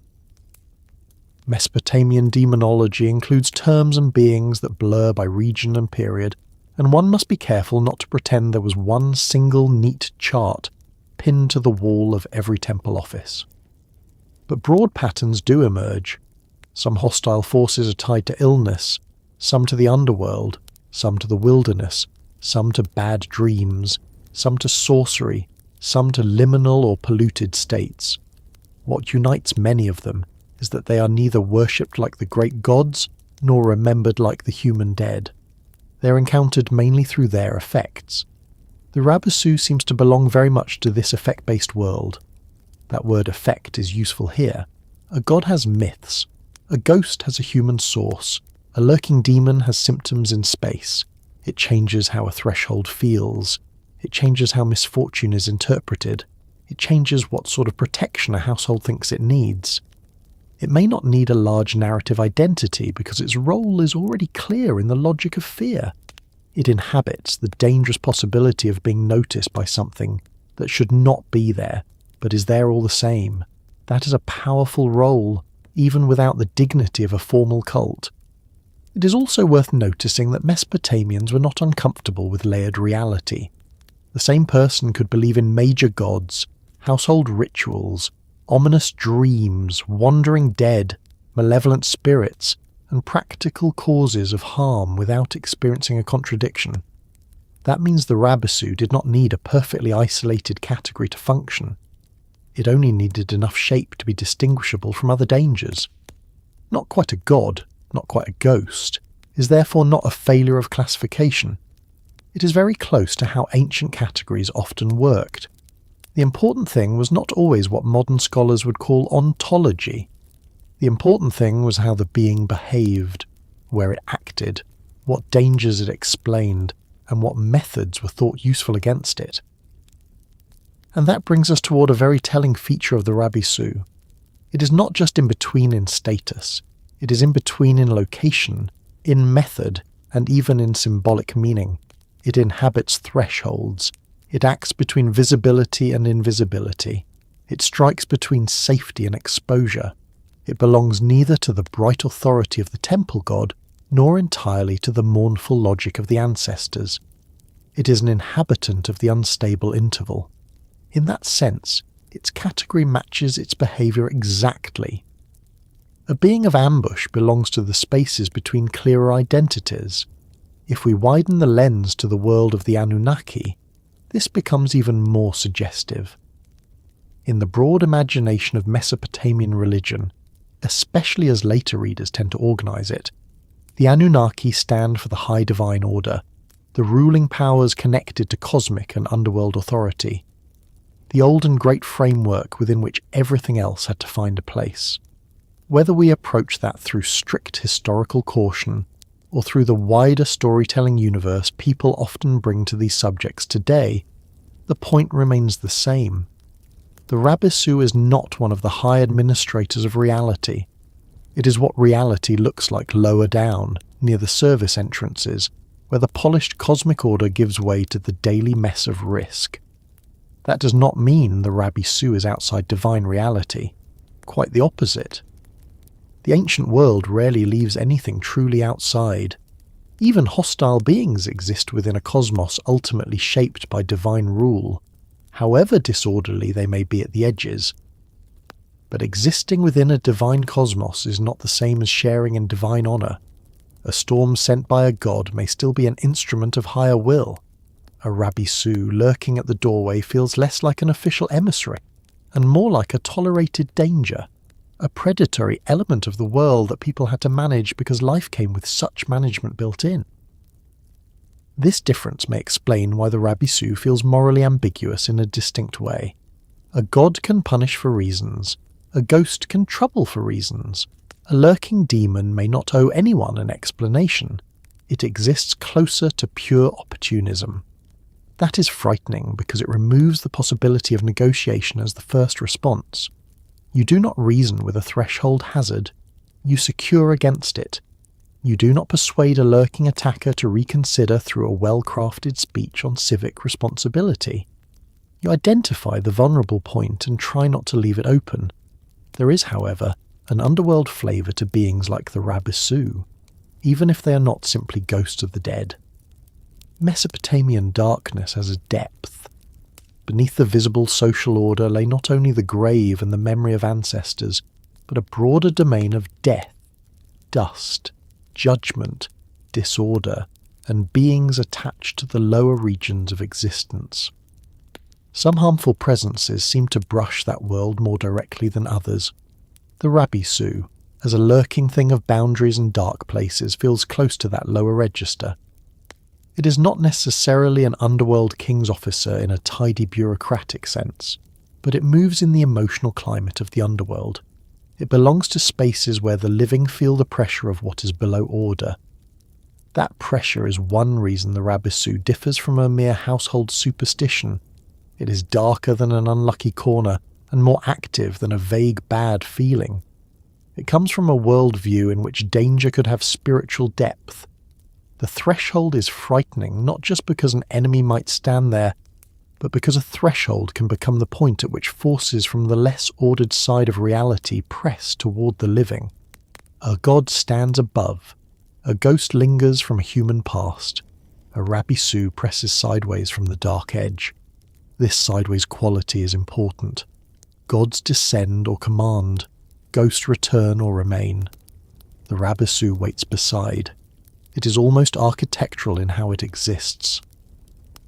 It clings to margins. That makes it feel less like a member of a family tree and more like an environmental hostility given agency. In that respect, it resembles some of the most durable demon concepts across cultures. These are not beings known first by genealogy, but by encounter. No one needs to remember who their parents were if what matters is the staircase where they are said to linger. And because the Rabisu is so tied to encounter, it also sits at the border between spiritual being and social warning. This is not to say it was just symbolic. Ancient people could take such presences very seriously. But the seriousness itself often worked because the figure carried practical knowledge. Do not stand too long in uncertain places. Do not ignore neglected thresholds. Do not assume the line between protected and unprotected space is meaningless.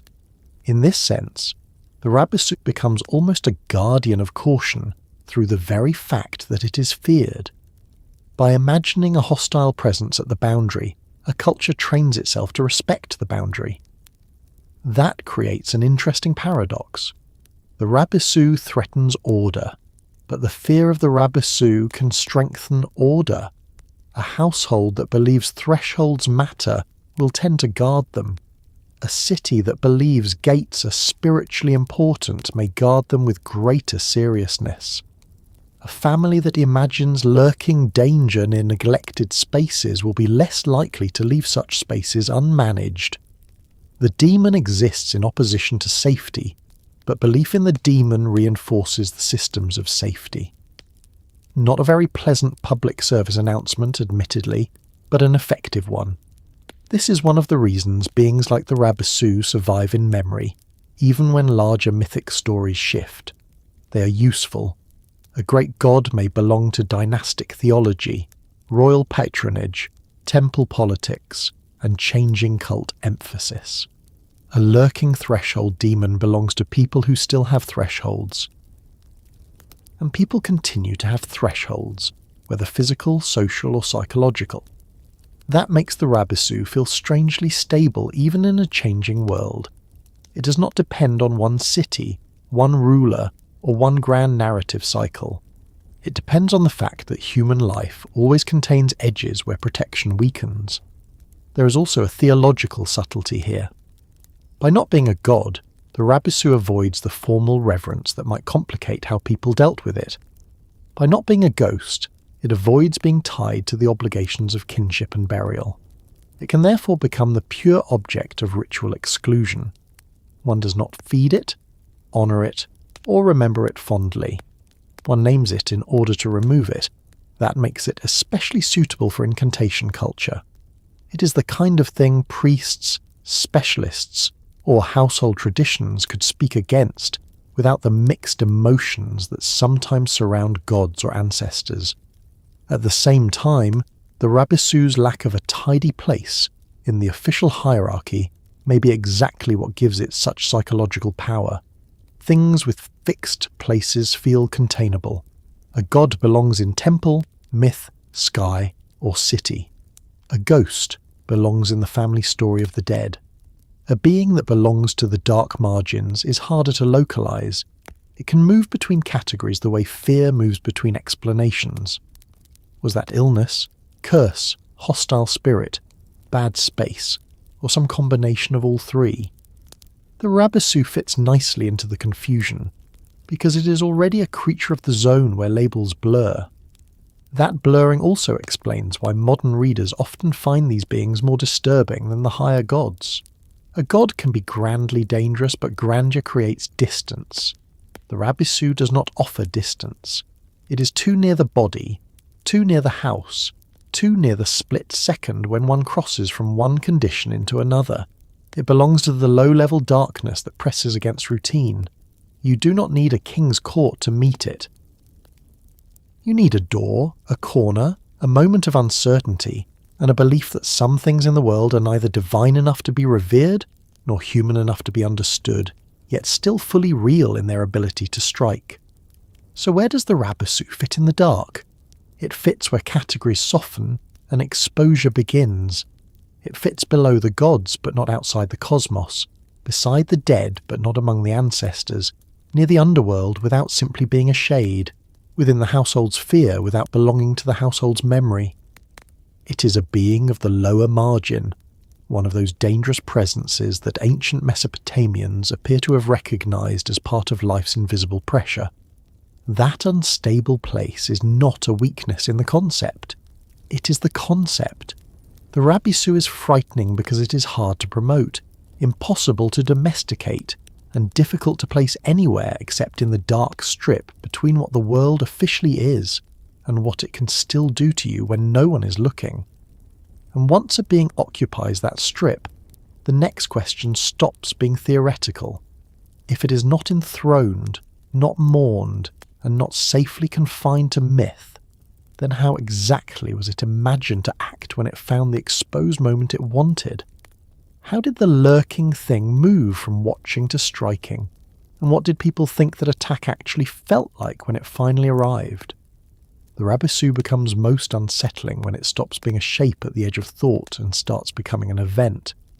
Up to this point, it has been a watcher, a lurker, a presence associated with thresholds, corners, and the uncertain space between safety and exposure. But ancient people did not fear such beings merely because they enjoyed collecting unpleasant supernatural possibilities, the way some modern people collect streaming subscriptions and then forget half of them. They feared them because they believed these things could act. A lurking demon that never moved from waiting to harm would be unnerving, certainly, but only in the way a suspicious stain on a wall is unnerving before someone explains it was caused by rain. The Rabisu mattered because waiting was only the first stage. The second stage was contact, and contact in the old Mesopotamian imagination did not need to look dramatic to be serious. That is one of the most important things to understand about how a being like the Rabisu was said to strike. It was not necessarily a monster in the modern sense, leaping from the darkness with theatrical enthusiasm and the sort of commitment to spectacle that belongs more to cinema than to ancient fear. The Rabisu worked better as an ambusher. It struck through suddenness, closeness, and advantage. It acted when the person was not set to resist. That made the attack feel less like a battle and more like a breach. This distinction matters because ancient people often experienced harm that way. A man did not always feel himself gradually becoming vulnerable. Sometimes he was simply fine one day and seized by pain the next. A sleeper did not always feel fear approaching in a neat progression. Sometimes panic arrived already fully formed. A household did not always notice trouble growing slowly. Sometimes there was just a sense that something had changed, that a room felt wrong, that rest had become difficult, that illness or disturbance had entered the pattern of life. A lurking being like the Rabisu offered a model for that kind of harm. The attack had begun before the victim understood that anything had started. That is exactly what makes ambush so effective in military life, criminal life, animal predation, and the imagination. The victim is late to his own danger. The Rabisu as a night ambusher fits that pattern very well. It does not meet strength head-on. It waits for the narrow moment when strength is not arranged properly. That could mean the threshold just before entering shelter. It could mean the darkness beside a wall. It could mean the walk through an unguarded lane.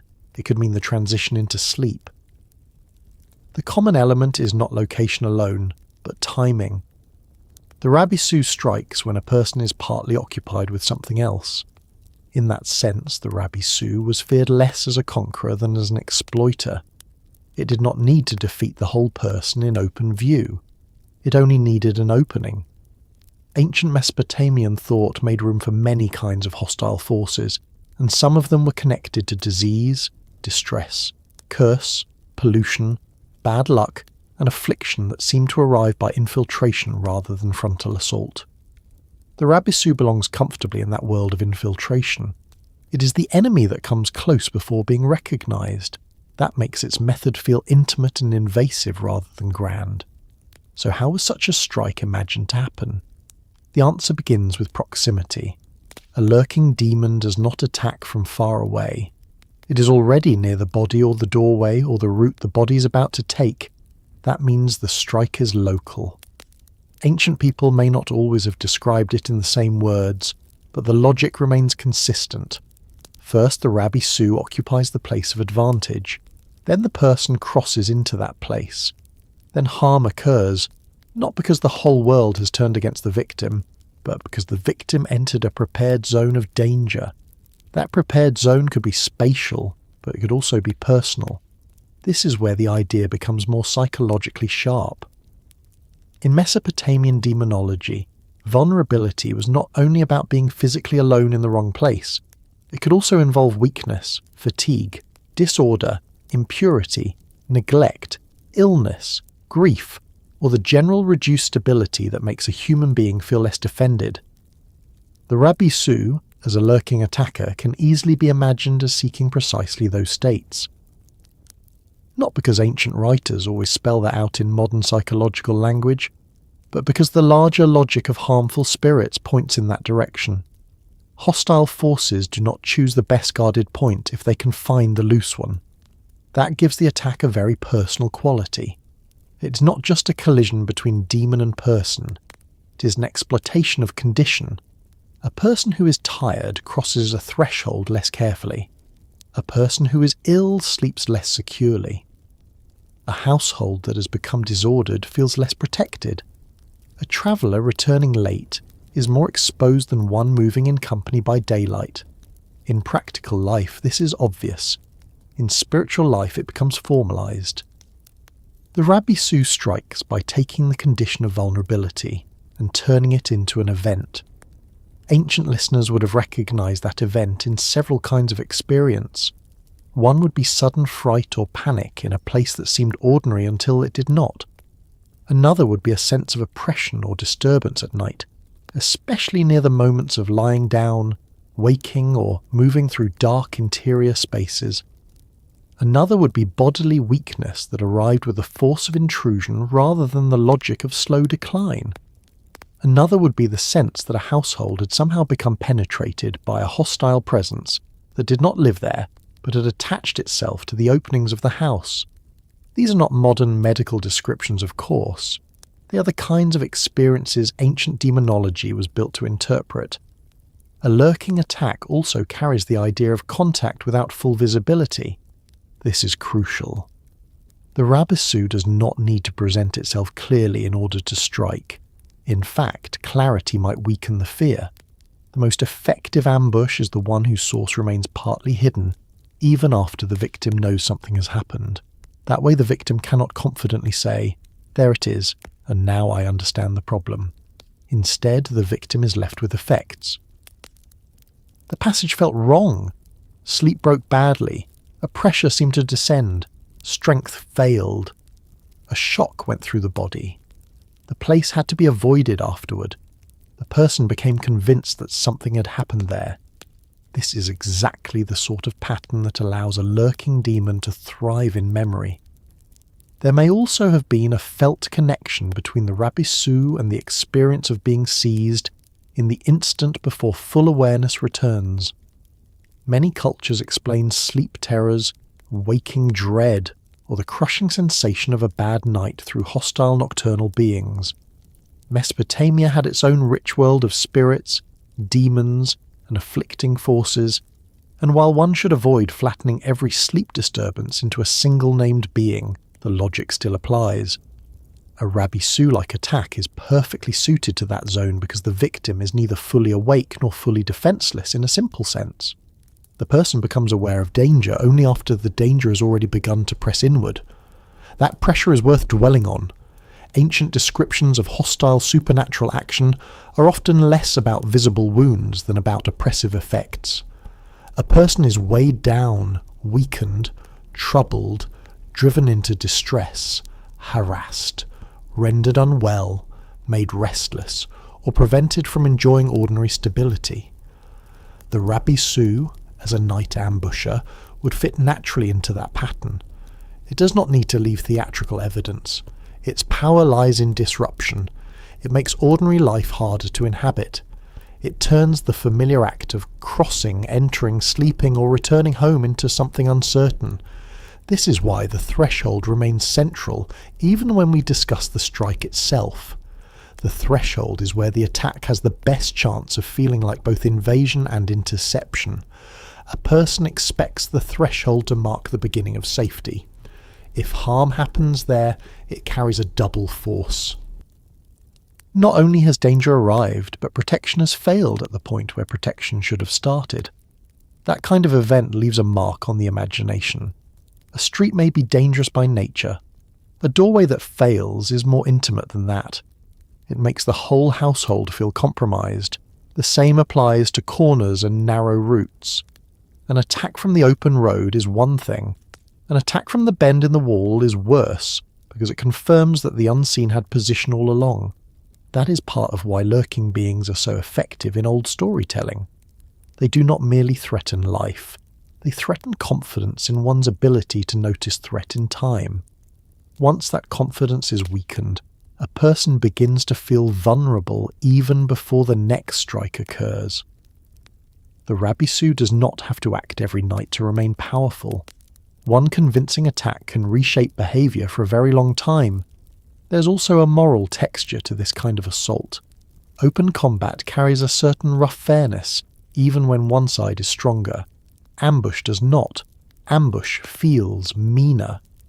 It is the method of the one who chooses advantage over display. That may be one reason hostile spirits of this type feel especially dark. They do not even grant the victim the dignity of preparation. The Rabisu, by striking from silence and concealment, becomes a supernatural form of unfairness itself. It is danger refusing to behave honourably. That ancient sense of unfairness matters because so much human suffering feels exactly like that. Illness is often unfair. Night fear is unfair. Sudden weakness is unfair.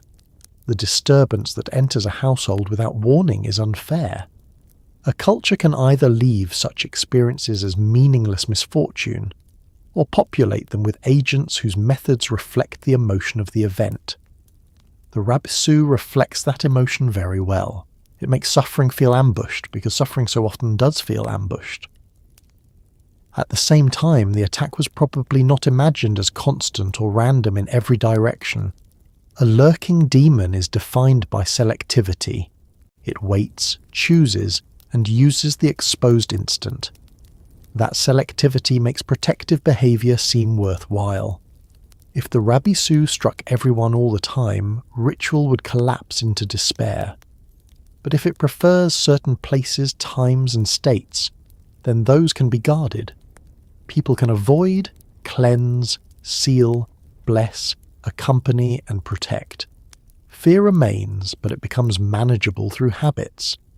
This is one reason the Rabisu belongs so strongly to practical religion, rather than only to myth. Its threat invites response at the scale of ordinary life. The strike may also have been imagined to work through attachment, not necessarily possession in the later dramatic sense people often imagine, but a hostile sticking to the person or to the opening through which the person passes. That idea appears in many traditions. A harmful force finds purchase. It does not merely brush past, it clings, follows, enters, or settles. For a lurking demon, this makes perfect sense. The attack begins with waiting, but it may continue as a burden carried away from the place of first contact. The person crosses the threshold and brings the trouble inward. Now the house is involved. Now sleep is involved. Now the whole pattern of life may be disturbed. This possibility would make the initial strike even more alarming. It means the danger is not limited to one scary moment in a dark place. It means the moment in the dark place was only the opening move. Ancient households were deeply concerned with what entered from outside, whether in the form of impurity, disease, hostile intention, curse, or spirit.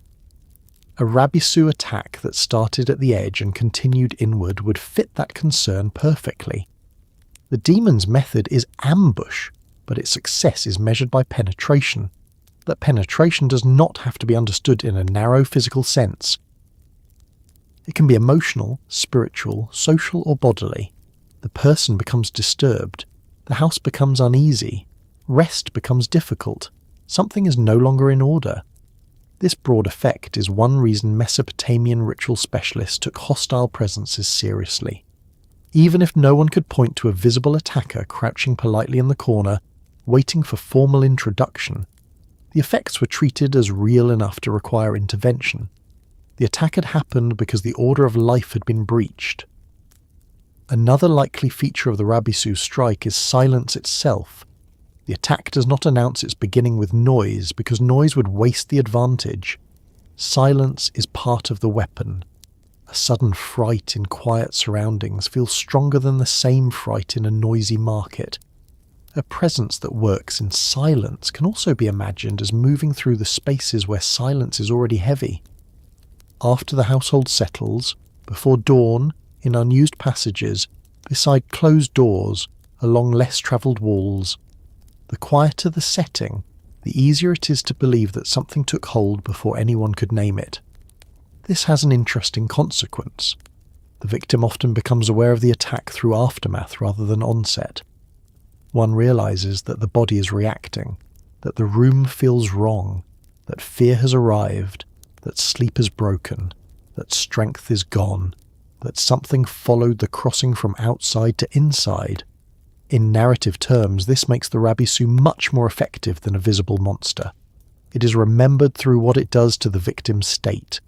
That state then becomes evidence, warning, and future caution for others. And because Mesopotamian thought did not sharply divide the material from the spiritual, the The strike could live in both at once. A person might truly have crossed an unsafe place. The body might truly have been weakened by exhaustion. The night might truly have made perception unreliable. And at the same time, a Rabisu might be understood as the hostile presence that used all of that. This combination is not a contradiction inside the ancient worldview. It is exactly how the worldview works. The world contains conditions, and hostile agencies exploit them. The Rabisu is one of the names for that exploitation. There is finally a very human truth at the centre of all this. The worst attacks are often the ones that make the victim feel that safety was only one step away. If trouble meets you in the wilderness, you expect trouble. If trouble meets you at the entrance to home, in the moment before rest, in the passage you have crossed 100 times, then it feels closer than danger should ever be. That closeness is the Rabisu's real specialty. It does not attack where life is obviously perilous. It attacks where life is supposed to be turning back toward order. That is why the Rabisu remained meaningful. Its strike explained not just harm, but badly timed harm. Harm that arrived at the edge of relief. Harm that entered through the opening meant to keep life together. Harm that seemed to know where a person was weakest, without ever giving the person a fair look at the source. The night ambusher does not simply wound. It teaches the victim that the dark margin was occupied before the victim ever reached it. And once a culture believes that hostile beings can work in that way, it becomes necessary to think much more carefully about where such beings are imagined to hide in daily life, not only in the obvious darkness beyond the city, but inside houses, along streets, near gates, and in the ordinary paths of human movement where danger can crouch so low that it begins to feel less like a creature and more like part of the environment itself. Once a lurking being is understood as real within the logic of daily life, the imagination begins arranging the map around it. Not every place carries the same weight. Not every path feels equally exposed. A field in broad daylight may be tiring, but it does not usually produce the same kind of tension as a narrow lane between walls after dark. A room where family members talk, work, and eat feels different from a room used rarely and entered briefly. A city gate at noon with traders, animals, guards, and noise all around it is one thing. That same gate in the thinning light, when traffic slows and shadows lengthen across the threshold, between settlement and uncertainty, becomes something else.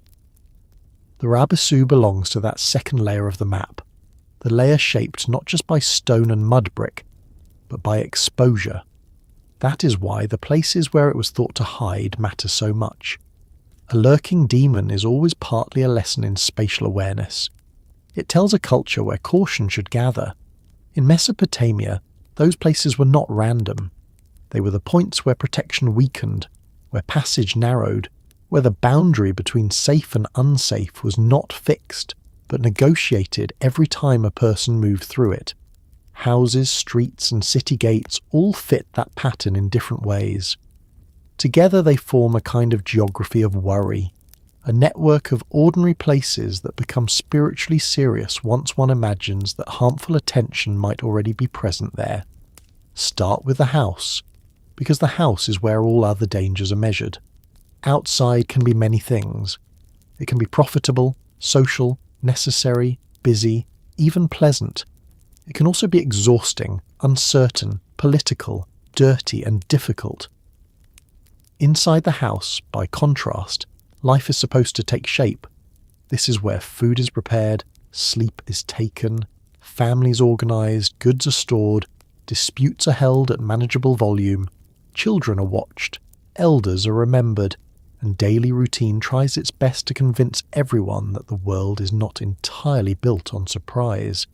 If a lurking demon like the Rabisu can press against the house, then nowhere really feels secure. Yet the house is not one uniform space.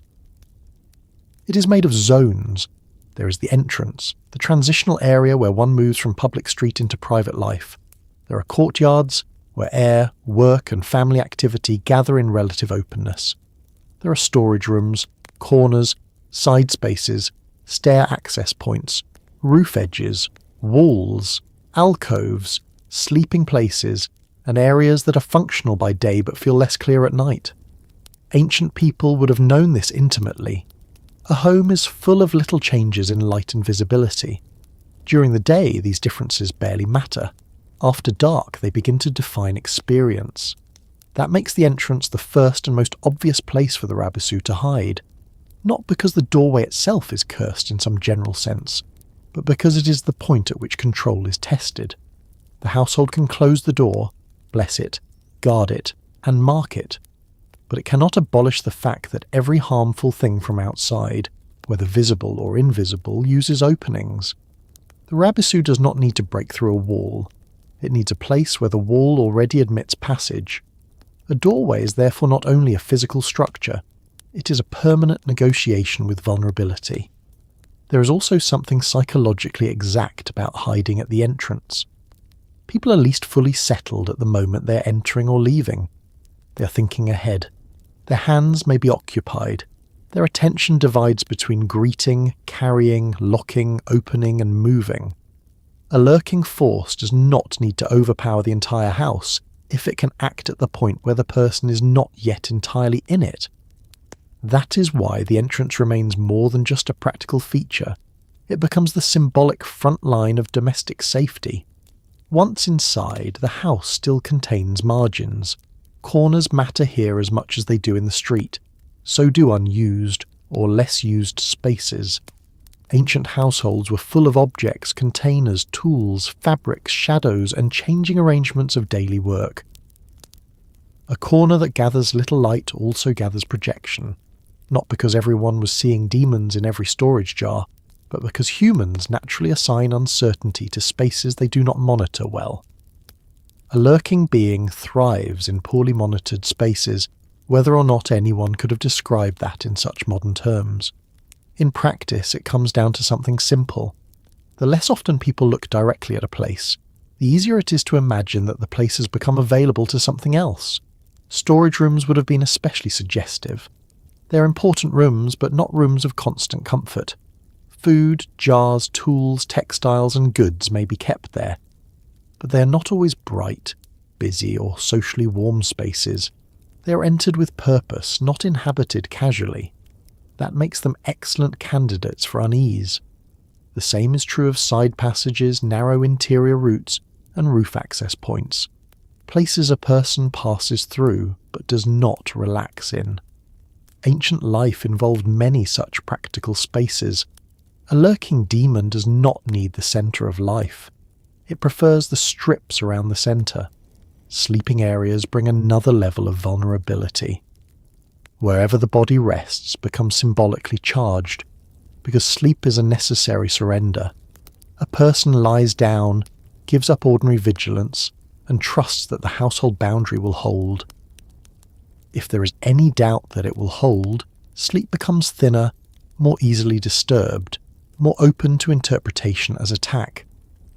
A Rabisu associated with lurking and ambush would fit naturally near the sleeping body, not necessarily as a constant bedside figure in the modern horror sense, but as part of the logic by which nighttime affliction, dread, pressure, or sudden waking could be understood. The body is most itself in sleep, and least defended in the same moment. That makes the sleeping area another threshold, though a softer one. The roof, too, deserves attention. In Mesopotamian houses, roofs could be used in practical ways, and access to them mattered. Yet roofs also create edges. They are open to sky, weather, neighbouring lines of sight, and the subtle unease of elevation in darkness. A stair or ladder leading upward is another kind of transition, another place where a person is committed to movement, but cannot fully attend to every angle. It would not be difficult for such places to acquire spiritual caution around them. A lurking force need not always crouch below. Sometimes it only needs a passage where the body cannot move and scan comfortably at the same time. Then there are the walls of the house, especially outer walls. An outer wall protects, but it also reminds everyone that something exists outside it that must be kept out. During the day, this is ordinary architecture. At night, when sounds pass through mud brick differently, and the outside becomes harder to read. The wall can feel less like a complete barrier and more like a thin declaration of intention. The household wants to remain enclosed. The world has not promised cooperation. A lurking presence imagined along the wall line would therefore represent the pressure of outside uncertainty against inside order. Not a grand siege, just the steady possibility that the edges are being tested. If the house is the unit of personal safety, the street is the unit of public exposure. Streets are where one leaves controlled family space and enters the shared movement of others. In daylight, streets are full of practical structure. They connect homes, markets, workshops, temples, administrative points, storage areas, wells, and routes in and out of the city. At night, much of that structure remains physically present but socially thins out. Fewer witnesses, fewer useful eyes, fewer voices, less immediate help. The same street becomes a different kind of experience depending on time, company, and light. A lurking demon like the Rabisu fits the street not because streets are automatically evil, but because streets vary in how visible and inhabited they are. A broad, active route is safer than a narrow passage that bends sharply between walls. A lane with many entrances and little illumination invites uncertainty. An alley running beside outer structures or behind more active quarters becomes especially suggestive. These are the places where a person can feel the city's body without feeling its protection. The walls are close, the route is real, the destination is near enough. Yet the sense of exposure increases instead of decreases. That is perfect Rabisu territory. Ancient cities taught their residents a kind of unconscious cartography. People knew which routes were busier, which were quicker, which were better in heat, which were muddier after rain, which felt safe in company, and which one avoided late unless there was a good reason. Every city produces these habits. Modern people call them common sense and share them in half-joking advice. Ancient people, living in a spiritually denser world, could attach the same patterns to named hostile beings. The practical warning and the supernatural warning support each other. Do not go there carelessly after dark because it is unsafe. Do not go there carelessly after dark because lurking presences favour such places. In daily behaviour, those two statements often end in the same decision. Street corners are especially important because they divide knowledge. At a corner, a person loses the line of sight and must trade certainty for movement. That is enough to make any ambush concept feel plausible. A lurking force does not need a huge hunting ground if it has a corner that interrupts the victim's view. Even in a crowded city, the corner can produce an instant of isolation. One step and what was visible disappears. One more step and whatever was hidden becomes immediate. This is why corners produce such strong reactions in human beings even now. They compress the time between ignorance and confrontation. The same applies to narrow lanes where high walls reduce both vision and escape. Ancient Mesopotamian cities were not laid out for modern comfort or surveillance. They were living environments grown through need, repair, authority, inheritance, and adaptation. That means some paths were constricted, uneven, or indirect. A narrow street can feel safe when busy. When empty, it feels like a choice with fewer options. A lurking demon imagined in such a place would not need to be visually detailed. The place itself does much of the work. The walls close in. The route commits the body forward. The imagination supplies the rest. There were also socially uncertain places within the city, zones not entirely abandoned but not comfortably inhabited either. Near storage areas, service passages, secondary entrances, work yards after hours, stretches beside public buildings when activity is low, edges near rubbish, drainage, or disused structures. All of these can begin to feel spiritually available, not because they are inherently magical, but because order does not sit there as densely. The city has a centre of attention and a fringe of attention. The Rabisu belongs to the fringe. One should also remember ruins and partial ruins. Ancient cities were not museum displays of perfect maintenance. Buildings decayed, were repaired, repurposed, neglected, or overtaken by changing needs. A damaged wall, a sealed doorway, an abandoned room, a collapsed section, a half-used courtyard. These are more than physical facts. They are failures of clarity. The purpose of the space has weakened, and once a space loses clear social purpose, it becomes easier for fear to move in. A lurking being is very comfortable in places that used to mean something obvious and no longer do. Then we come to the city gate, which may be the most symbolically loaded hiding place of all. If the house door is the private threshold, the city gate is the public threshold where civilization meets its outside. Through the gate come traders, messengers, labourers, strangers, armies, animals, goods, taxes, rumour, opportunity, and danger. The gate is where the city opens and where it proves it can close. That already makes it a charged place in any culture. In Mesopotamia, where order and boundary mattered deeply, the gate would have carried enormous practical and symbolic weight. A lurking force at the gate would therefore do more than threaten an individual. It would threaten the exchange point between the protected civic body and the uncertain world beyond. It is difficult to imagine a more fitting location for the Rabisu. The gate is always both guarded and vulnerable. It must remain functional, which means it can never be sealed in the absolute sense. It invites movement, inspection, delay, and concentration of attention. People pause there, wait there, enter there, hesitate there. Any being defined by waiting in silence would find such rhythms useful. By day, the gate is noisy and official. Guards, merchants, animals, workers, arguments, measurements, inspections, arrivals and departures all crowd the threshold. Yet even in activity, the gate remains a place where identities are checked and uncertainty condenses. Who is coming in? What are they carrying? From where? Under what conditions? Has the city admitted trouble or profit? Ancient minds did not separate these questions cleanly into secular and spiritual categories. If the gate is where danger physically enters, it may also be where hostile presence presses closest to the city's defended order. At dusk and night the mood changes sharply. Traffic drops. Sound behaves differently. The open outside beyond the walls becomes harder to read. The gate, once a point of busy passage, becomes a more solemn line.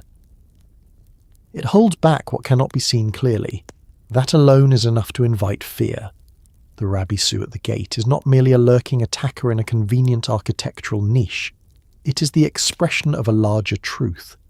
The city is safe only so long as its border continues to function. The gate is the place where that promise is tested every evening. There is also a simple bodily reason gates matter. They slow people down. One does not pass through a gate exactly as one passes through an open field. Gates narrow movement and concentrate it. That creates vulnerability by design. A guard likes that because it allows observation and control. A lurking force likes it for the same reason. Slow movement, divided attention, predictable route, momentary pause, uncertain beyond and uncertain behind. These are ideal conditions for a being defined by ambush. The space just outside the gate may have been equally charged. Roads approaching the city gather travellers from outside order into the final stretch before protection. Yet until they are fully within, they remain exposed. A Rabisu imagined near that final approach would be especially cruel in symbolic terms, because it would threaten people at the moment hope of safety rises. This is one of the most durable themes in fear. Harm at the edge of relief feels worse than harm in the middle of obvious danger. The gate embodies that edge perfectly. Inside the gate too, unease can linger. Entrances often produce pockets of shadow, side chambers, wall turns, and small areas where architecture serves defence rather than comfort. Such places are functional, but they are not cosy. Ancient people would have understood that some built spaces were meant for security, not ease. A lurking demon hiding there would not be violating the spirit of the place, so much as parasitically using its tension. Where people are already alert, fear has less distance to travel. One can also think socially about the gate. It is where gossip gathers, where strangers are seen, where official authority meets common movement. That makes it a place of human uncertainty as well as spiritual uncertainty. Everyone entering carries unknowns. Everyone leaving carries intentions the city cannot fully control. A lurking being associated with gates therefore becomes more than a night monster. It becomes the shadow of all unverified arrival. It is the worry that not everything crossing the boundary is visible, understandable, or harmless. Houses, streets, and gates form a system when viewed together. The house is where one tries to restore control. The street is where control becomes shared and partial. The gate is where control confronts what lies beyond it. A demon like the Rabisu can inhabit all three because it specializes in weak points within systems of passage. It is not the ruler of wilderness, not the master of storm, not the owner of the dead. It is the patient user of openings. Wherever movement is necessary and protection is imperfect, it has a place. That makes the Rabisu strangely modern in feeling, even while it remains fully ancient in origin. People still think this way, though they use different words. There are places in a home that feel wrong when entered at night.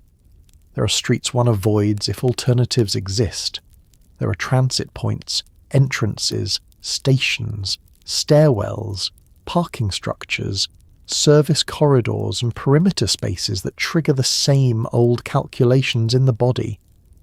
The ancient Mesopotamian map of danger is not so alien after all. It is simply expressed through a richer supernatural vocabulary. And because that vocabulary was shared, it could shape architecture, behaviour, and ritual all at once. A threshold might be marked. A gate might be guarded with more than weapons. A house might receive protective words, not because every family was in daily terror, but because everyone understood that boundaries deserved reinforcement. This is one of the practical strengths of believing in lurking beings. The belief keeps attention fixed on the places where attention really matters. It is not an elegant philosophy, but it is effective. Over time, these places would accumulate memory. A doorway, where someone fell ill after returning. A lane associated with an attack. A gate where bad news entered. A corner of the house where sleepers complained of disturbance. Memory attaches quickly to place, and once attached, it changes how the places felt thereafter.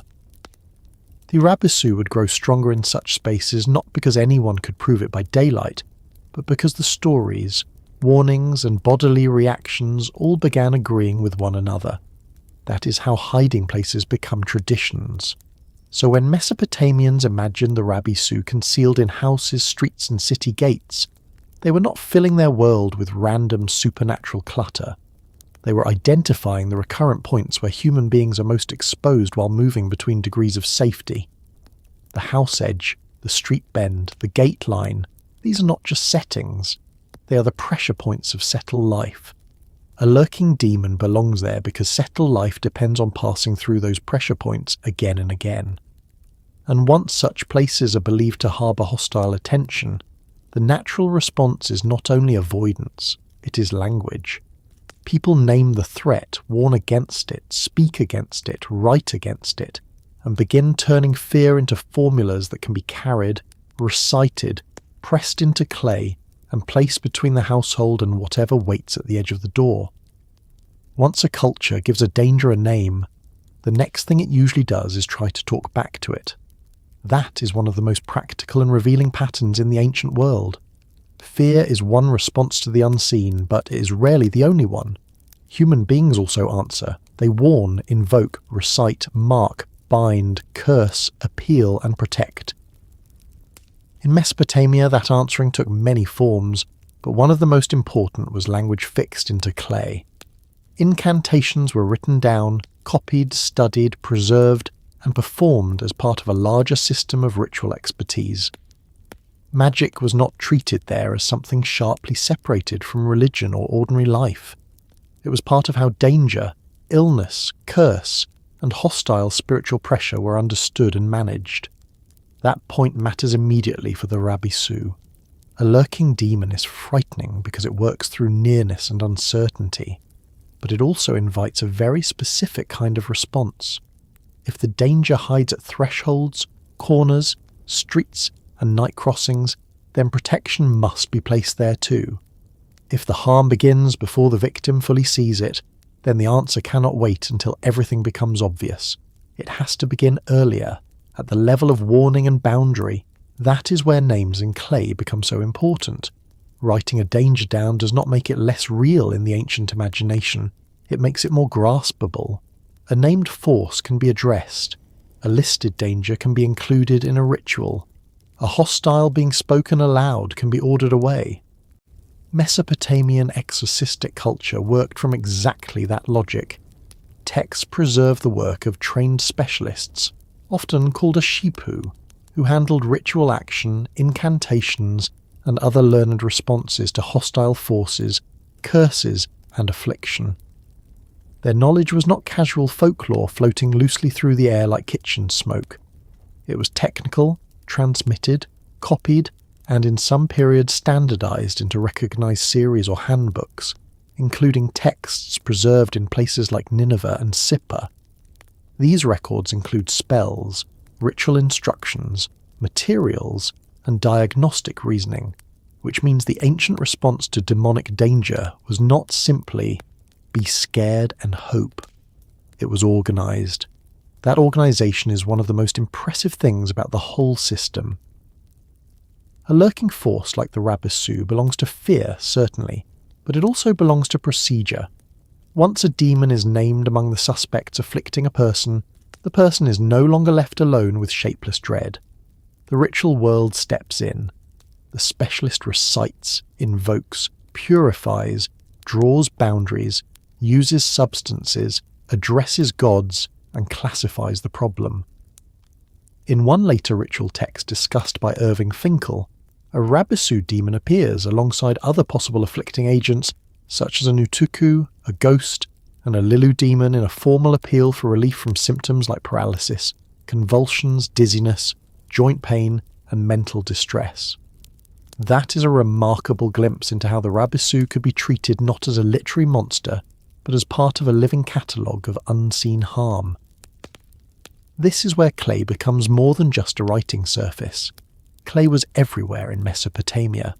It was the substance of tablets, architecture, figurines, containers, and much of the material world itself. To put words into clay was to make them durable, repeatable, and portable across generations. A spoken warning disappears into the air. A tablet can be copied. A ritual formula pressed into clay can outlast the person who first performed it. That gives ancient protection an extraordinary quality. The answer to fear was not only vocal and immediate, it was archival. People tried to preserve successful ways of resisting danger. There is something deeply fitting about that in a world haunted by lurking things. The Rabisu hides in unstable places, but the response is made stable. The demon waits in shadow, while the incantation is fixed in a medium that can be held, stored, studied, and transmitted. The hostile force is elusive, the counterforce becomes deliberate. In that sense, names in clay are not only records, they are acts of order.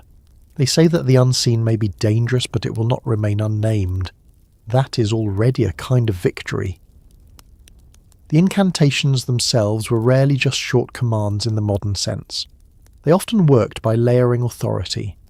A hostile force might be described, denounced, classified, compared, adjured by heaven and earth, or brought under the judgment of a god such as Shamash. In the ritual material, Finkel summarizes, the victim identifies a Rabisu demon as one among the harmful agents afflicting him and appeals to Shamash as judge, asking for a verdict and release from the suffering attached to him. That legal tone is very Mesopotamian. The unseen trouble is not met only with panic. It is brought into procedure, almost as if a demonic ambush must now face formal review. That legal framing is especially interesting with the Rabisu, because the Rabisu represents ambush and irregular attack. It acts unfairly, from concealment, at the moment of weakness. The ritual answer is therefore almost the opposite in character. It is public before the gods, structured, verbal, named, and authoritative. The one who lurks does not get to remain a low whisper in the corner. It is called into language. That is why incantation is such a powerful answer to lurking beings. The unseen depends on uncertainty. Ritual reduces uncertainty by giving everyone involved a script. Warnings worked in a similar way at the household level. Not every act of protection required a great formal performance. Some of protection was built into how people thought about space. A dangerous threshold was not simply stepped across without thought.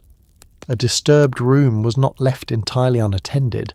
A household could be advised to observe, to cleanse, to mark, to avoid, or to invoke the right protective names. We should not imagine every family living in operatic terror of a demon behind every jar. But we should imagine a world in which spiritual caution around openings and margins felt sensible. The Rabisu did not need to appear every night to justify that caution. It only needed to belong plausibly to such spaces. One of the clearest forms this protection took was the use of figurines and buried apotropaic objects. The Metropolitan Museum's overview of Mesopotamian magic notes that ancient Assyrians deposited clay figurines of gods, animals, and hybrid protective beings beneath floors in the very places thought most open to malevolent spirits, especially corners, doorways, and other permeable thresholds between the human realm and the underworld. Dogs associated with the healing goddess Gula could also be buried there, sometimes even inscribed with instructions to act on behalf of the people they protected. That is an extraordinary detail. Protection was not only prayed for, it was installed, and notice how exact that is. The figurines were not placed randomly somewhere nice and decorative, like polite shelf ornaments purchased during an ambitious but short-lived improve the house spiritually phase. They were placed where danger was thought to enter. Corners, doorways, thresholds, the vulnerable points of passage. That is precisely the geography the Rabisu belongs to. So even when a text does not say, "This small guardian is specifically for the Rabisu crouching by your door," the logic still aligns perfectly. A lurking demon thrives at permeable points. Protective figures are buried at permeable points. The contest is spatial from the very beginning. There is also a beautiful and practical irony in the use of clay figurines for protection. Clay, one of the primordial building materials of Mesopotamian civilization, becomes part of a counter-offensive against invisible harm. The same world that raised walls, floors, tablets, jars, and homes from clay also raised defences from it. In a culture where thresholds mattered, the material of civilization itself became a way of reinforcing them. That gives names in clay a broader meaning than writing alone. The answer to danger was written, modelled, buried, and built into the environment. Portable protection mattered as well. The Met notes that amulets could be worn on the body to guard against hostile beings and affliction. Although famous examples often involve figures like Lamashtu or Pazuzu rather than the Rabisu specifically, the principle is the same. The human body was understood to be vulnerable to demons and malevolent forces, so one carried help. This matters for the Rabisu because a lurking demon is not confined to the house. It can threaten in transit, on streets, near gates, and in moments of exposure away from the centre of family life. Household protection answers the fixed danger of place. Portable protection answers the danger of movement. The written tradition also preserved broader anti-demonic material, in which the Rabisu appears among other named dangers. In the healing and exorcistic literature summarised by Geller and by Finkel, lists of harmful agents include not only generic evil demons and ghosts, but specifically the Rabisu demon. These texts do not always isolate the Rabisu in splendid narrative solitude. Instead, they place it within a working system of affliction, one in which multiple hostile beings could be invoked as possible culprits and driven away through ritual action. That is important because it shows how ancient people thought. The point was not always to produce a modern monster profile. The point was to cover the dangerous possibilities thoroughly. That habit of listing all likely suspects, as Finkel effectively describes it, makes a great deal of sense in practice. If a patient is suffering, the specialist does not want to leave a hole in the ritual net by excluding a possible source of affliction. So the language becomes expansive. The incantation names the forces that might be involved and sweeps them together under stronger authority. This is exactly the sort of setting in which the Rabisu survives. It is not too grand to be useful, and not too vague to be omitted. It is one of the old names that belongs in the list when the cause of trouble seems hidden, ambushing and hard to pin down. Some rituals also worked by creating temporary barriers in the house itself. In Geller's discussion of Udughul material, one ritual involves drawing a circle with flour near the bed and declaring the doors and windows of the house taboo to demons. That small detail is wonderfully concrete.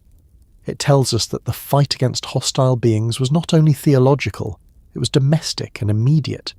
The bed, the door, the window, the side of the room, these were all fronts in the struggle.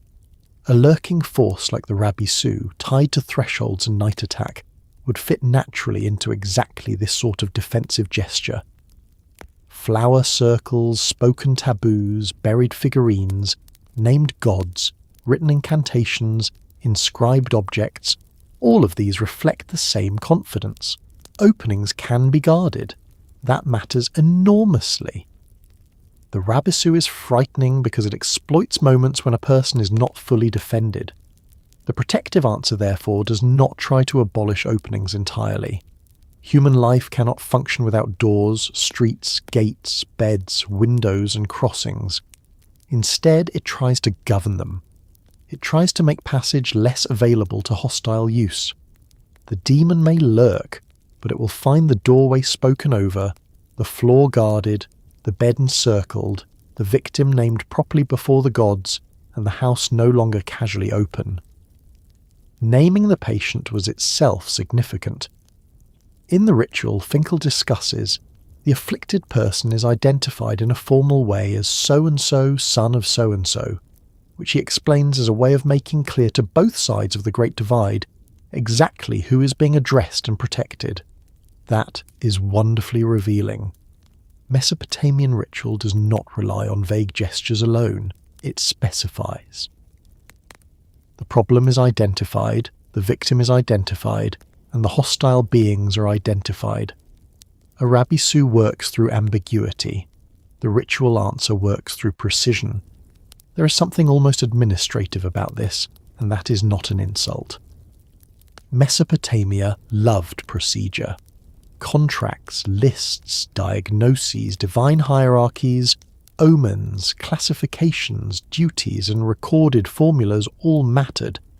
So it makes perfect sense that the struggle against hidden evil would also become procedural. If an unseen ambusher could make life chaotic, then the correct human answer was not greater chaos. It was order.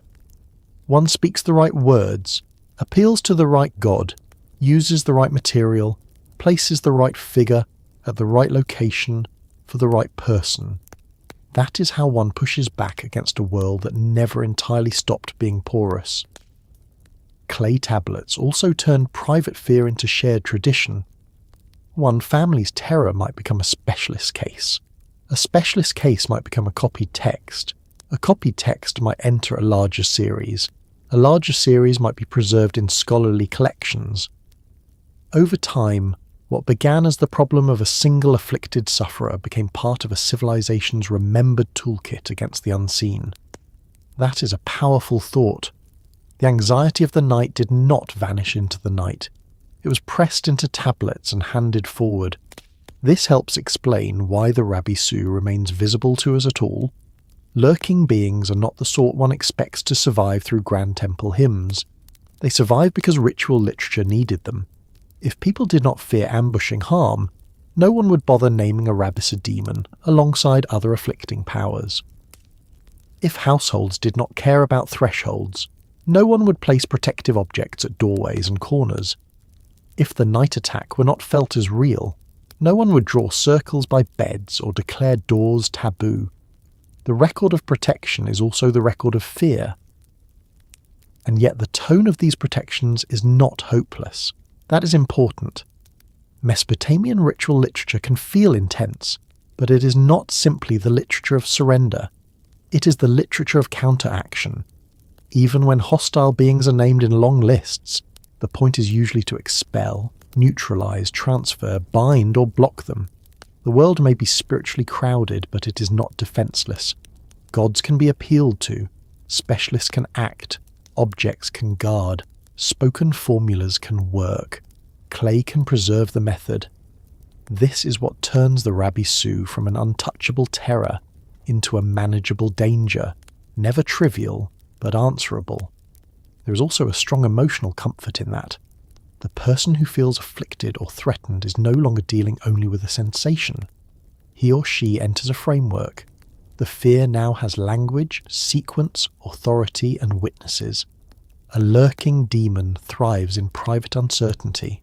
Ritual relocates the experience into a recognized form. You're not merely imagining that something is wrong. The tradition already has words for this kind of wrongness, and those words have been spoken before. The patient is not the first to fear a watcher in the dark, and that may be one of the oldest comforts human beings know. When we think of ancient protection, it is easy to focus only on the spectacular items, the amulets, the figurines, the strange names, the old tablets. But perhaps the deepest layer is simpler. It is the refusal to let hidden harm remain unnamed. That is what names in clay really gives us.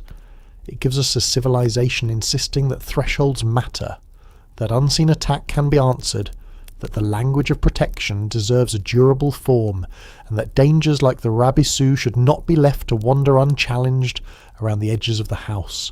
By the time these warnings, incantations, and protective installations are in place, the Rabisu has already been brought into a wider order.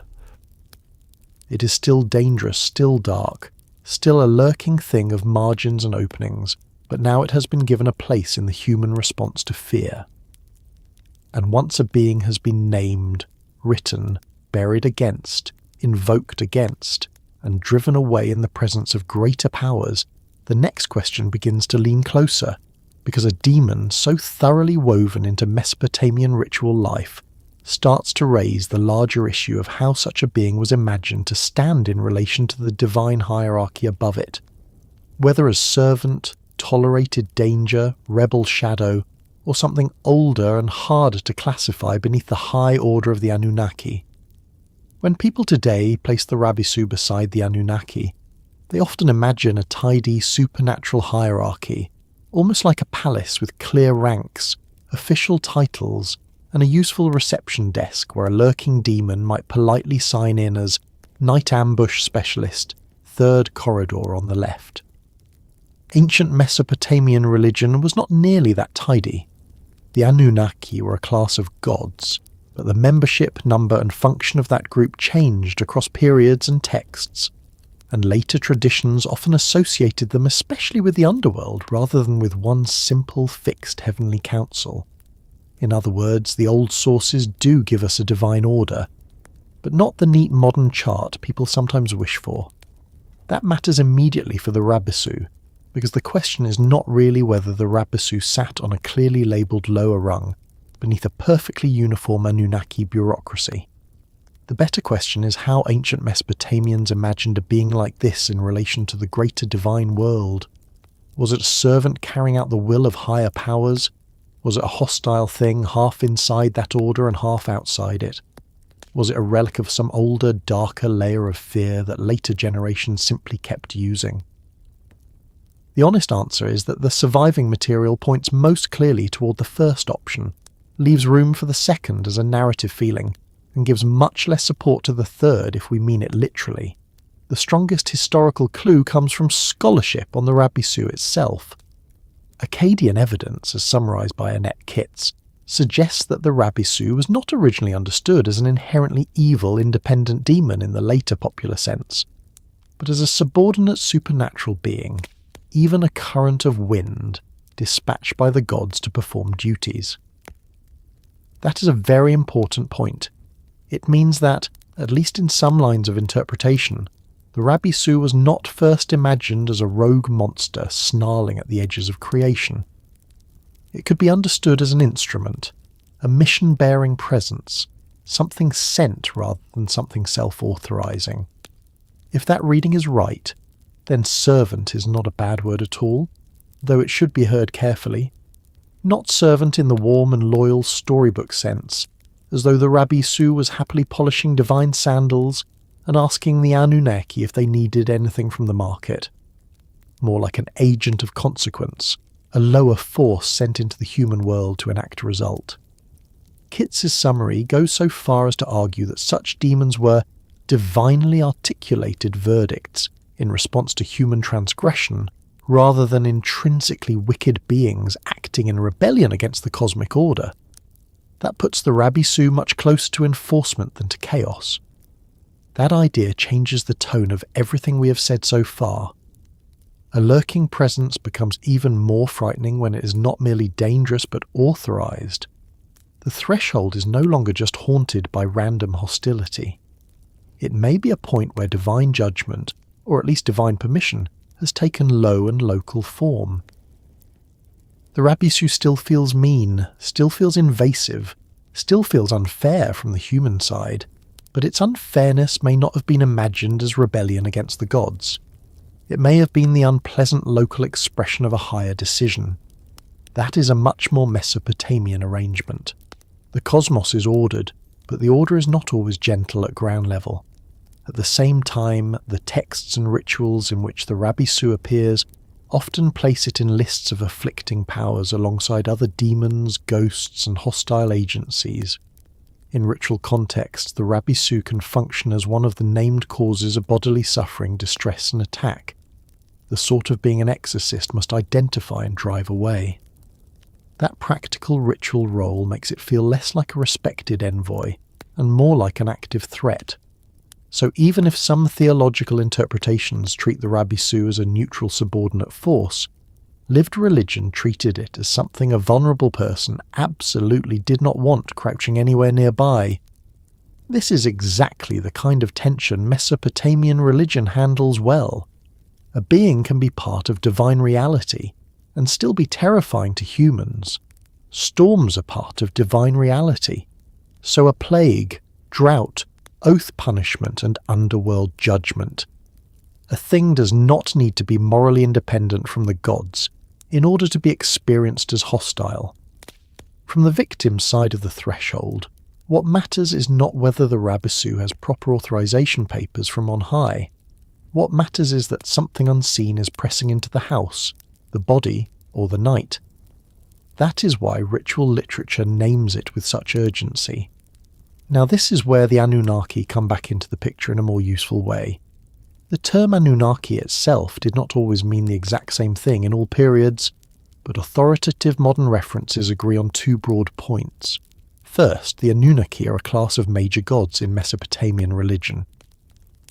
Second, in later traditions they are often linked with the underworld or function as underworld gods. ORACC notes this directly, and Scott Nogal's discussion of Mesopotamian cosmic geography points out that from the Kassite period onward, the Anunnaki are almost always underworld gods in many traditions. That later underworld association matters because it gives the Rabisu a more natural neighbourhood. If the Anunnaki, in some phases of Mesopotamian thought, are not simply a bright upper assembly, but are deeply tied to the lower regions, judgment, and the structured darkness beneath the living world, then a lurking, afflicting being like the Rabisu no longer feels far away from their sphere. Not one of them, certainly, not a member of the high divine class, but a lower order force moving in the atmosphere beneath their authority, where verdict, death, affliction, and dark boundary all begin to overlap. This is one reason modern storytelling so often pairs lesser demons with the Anunnaki, even when the historical sources are messier than the stories admit. There is a real ancient logic underneath the simplification. The great gods sit at the level of rule. The lower dangerous beings operate at the level of consequence. The Anunnaki, especially in later underworld link traditions, belong to the larger framework of divine judgment and cosmic placement. The Rabisu belongs to the frightening local edge of that framework, where danger arrives not as theology, but as contact. So was the Rabisu a servant. Historically, that is the most defensible answer, provided we understand servant to mean subordinate agent rather than beloved attendant. The evidence that the Rabisu could be viewed as a neutral divine emissary or wind-like force sent to carry out duties points strongly in that direction. It fits a Mesopotamian world in which harmful supernatural beings are not always rebels against heaven, but can be instruments of divine order from the human point of view, however brutal that order may feel in practice. Was it an outcast? That answer is more complicated. The word works beautifully in a script because the Rabisu certainly feels like an outcast. It lurks at the margin, avoids the centre, acts in thresholds and dark corners, and belongs to the lower atmosphere of fear rather than to the bright public face of worship. But feeling like an outcast is not the same as being textually described as one. The sources we have do not clearly present the Rabisu as a fallen divine rebel, in the way later traditions sometimes frame demons. Mesopotamian religion is less interested in a single great fall, and more interested in graded beings, delegated power, hostile agencies, and the consequences of disorder. So, outcast is best understood here as a poetic description of position, not as a secure historical label. The Rabisu stands outside the honoured centre of divine life. It is not worshipped like the great gods. It is not remembered like the dead. It is not embraced into household order except as a problem to be repelled. In that sense it is socially and ritually outside. But outside does not necessarily mean exiled. It may simply mean lower, darker, and more dangerous to the living. And what about the third possibility, something older? This is where modern imagination often runs ahead of the evidence. It is very tempting to imagine the Rabisu as a leftover from some pre-Anunnaki darkness, a relic of an even older fear than the named high gods, something crouching there before the official pantheon got organised. That is a wonderfully moody idea, and as storytelling mood it works very well. But as historical reconstruction, the safer answer is that the available sources do not clearly present the Rabisu as older than the Anunnaki, or as a surviving remnant of a pre-divine age in any direct way. Still, there is a softer sense in which older may be true.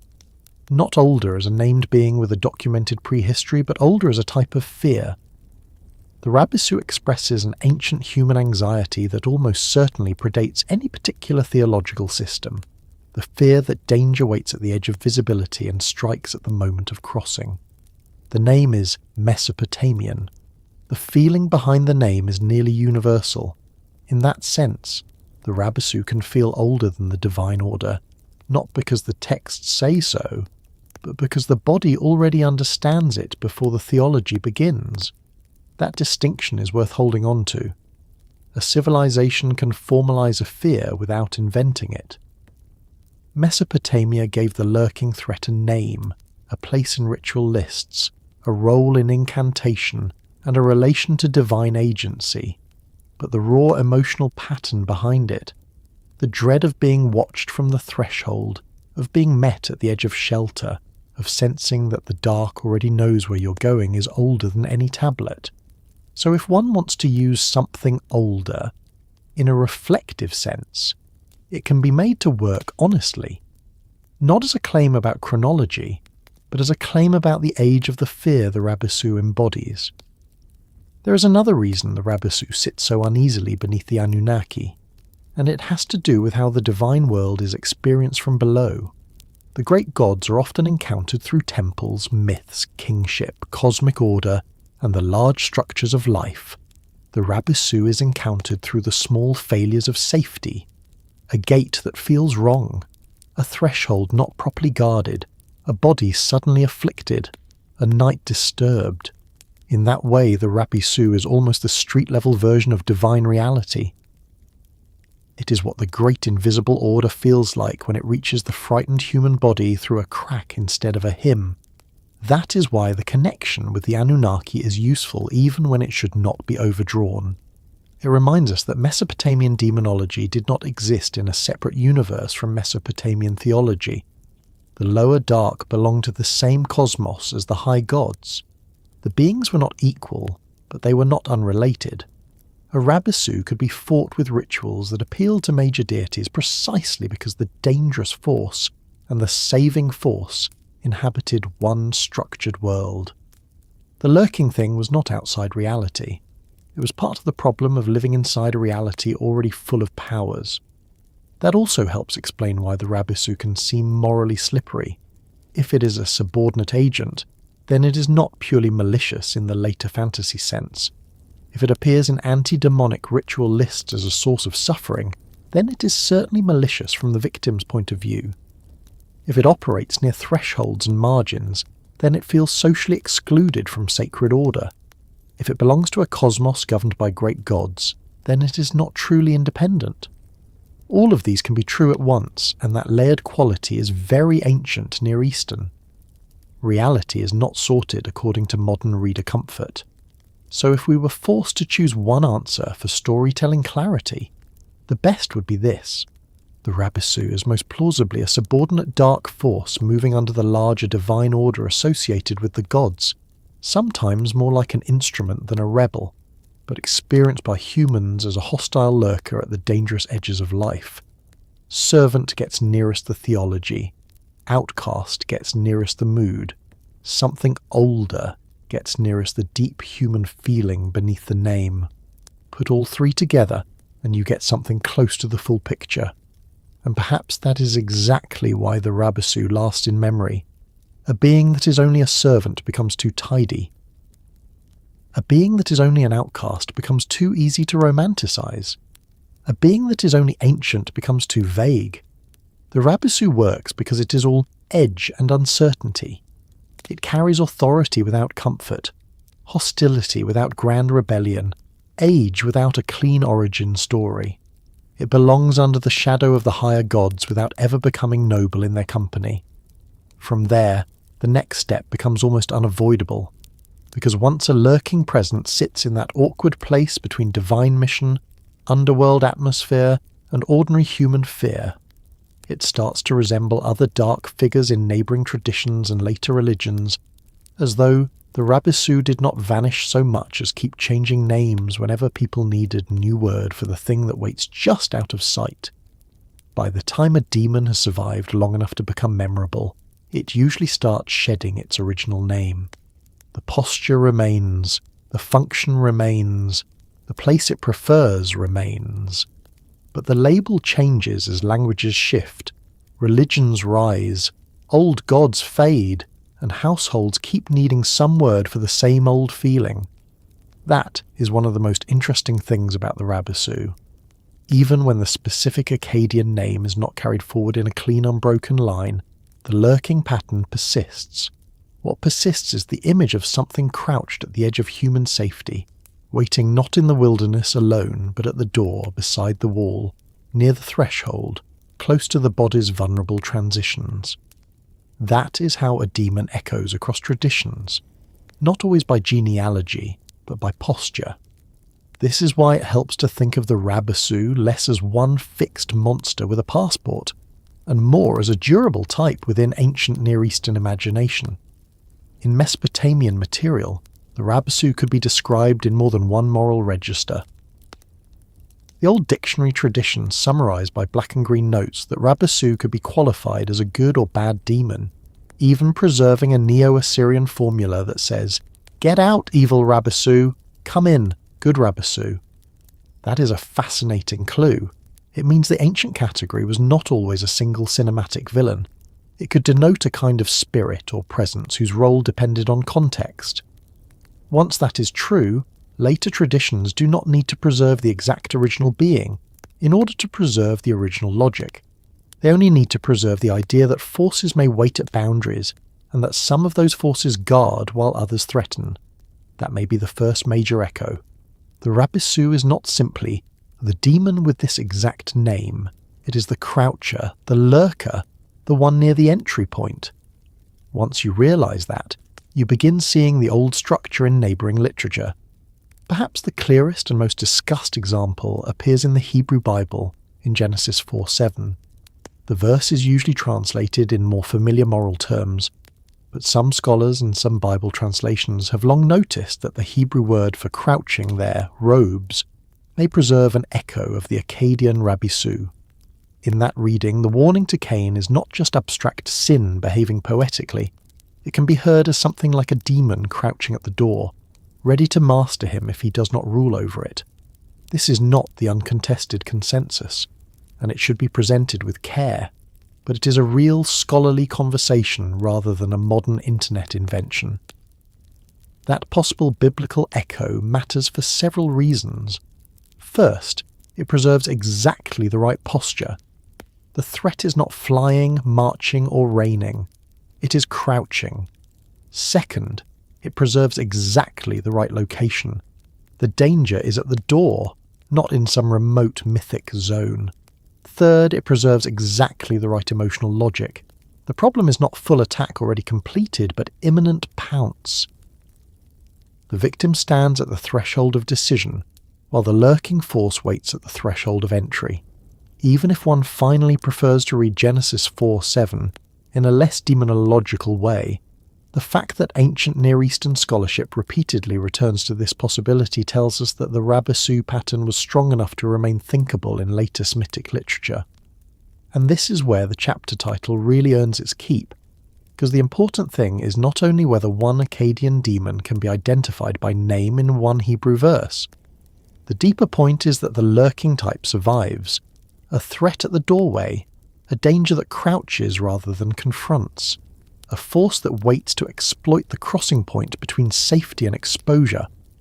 That structure reappears because it is useful. It gives cultures a vivid way to speak about temptation, attack, affliction, and the kind of harm that seems to gather in silence before becoming visible.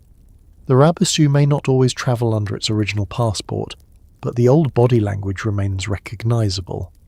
There is another kind of echo too, and it may be even more convincing because it concerns practice rather than language. In late antique Mesopotamia, long after the great cuneiform temple world had changed, households across multiple communities still buried incantation bowls under floors, corners, courtyards, and thresholds to trap or repel demons. Dan Levine describes these bowls as one of the most important sources for understanding the everyday beliefs of Jewish, Christian, Mandaean, Manichaean, Zoroastrian and pagan communities in late antique Mesopotamia, while the National Library of Israel and the British Museum both preserve examples showing that these bowls were used to protect houses and thresholds against evil forces. In other words, even when names and formal systems changed, the old suspicion about house edges did not disappear. People still thought danger gathered at the margins of the home. That continuity is striking. The cuneiform world gives us lurking demons at doors and corners. Late antique bowl magic gives us demons trapped beneath corners and thresholds. The details vary, the scripts change, the communities are no longer all operating within the same old temple system, and yet the basic map of danger remains familiar. The house edge still matters. The threshold still matters. The unseen threat still needs to be named, addressed, and blocked exactly where inside meets outside. That is not a small resemblance. It suggests that the Rabisu's afterlife may be less about direct worship or direct memory than about the persistence of an old household geography of fear. One British Museum bowl is especially revealing in this respect. Its text explicitly seeks protection from demons and devils and evil enchanters and powerful magicians, away from the house and from the threshold of the named client. Another bowl speaks of demons, bands of spirits, devils, accursed ones, night monsters, satans, and knockings being bound and sealed.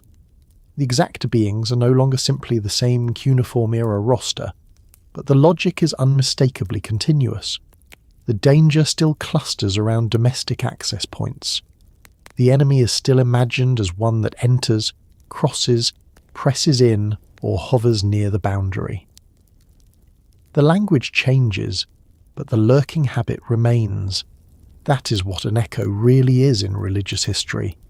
It is not always a clean inheritance with the name stamped neatly on the side. Sometimes it is the survival of a problem and the survival of a posture. Later, Jewish, Christian, Mandaean, and other Mesopotamian communities did not need to preserve the exact ancient Rabisu dossier in order to keep behaving as though demonic attack preferred the house edge, the bedroom, the threshold, and the vulnerable crossing point. The bowls themselves, placed beneath floors and corners, almost feel like an answer to the same old enemy even when the texts list many other demons by newer names. This is also why it would be a mistake to imagine all demon traditions as centered on monstrous appearance. The most durable figures are often behavioral. The night hag, the threshold spirit, the croucher, the strangler in sleep, the one that presses on the chest, the thing in the doorway, the presence that waits near the gate. All of these traditions are strongest not because everyone agrees on the same face, but because everyone understands the same kind of attack. The Rabisu belongs to that behavioral family. Its most important features are not horns, claws, or pedigree. Its important features are waiting, crouching, proximity, and the exploitation of exposed moments. That is exactly why it travels so well. Even inside Mesopotamia, the larger demon world supports this point. Ancient texts and later scholarship show that demons could be thought of in terms of function, effect, and situation rather than neat singular individuality.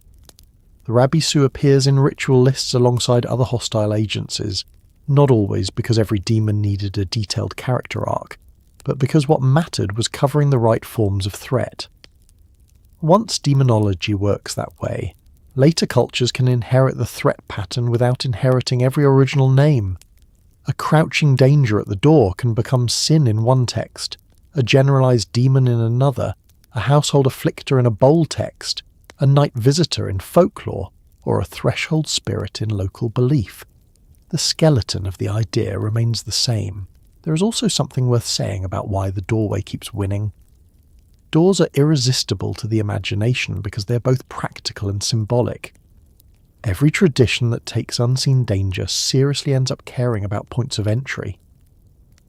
You may call the intruder a demon, spirit, curse, evil eye, unclean force, or hostile presence, but the entry point still matters. That is why so many protective traditions cluster at entrances. A demon that attacks in the centre of an open field is harder to visualize in daily domestic terms. A demon at the threshold becomes part of routine. You can bless the threshold, mark it, bury something beneath it, hang something over it, pray at it, avoid standing in it, or speak against what crouches there. The Rabisu echoes because thresholds are universal. This helps us avoid a common mistake. People often want to force direct one-to-one equations between traditions. They want to say, this later demon is exactly the Rabisu under a new name, or this biblical verse proves the old Mesopotamian demon survived intact. History is usually less tidy than that.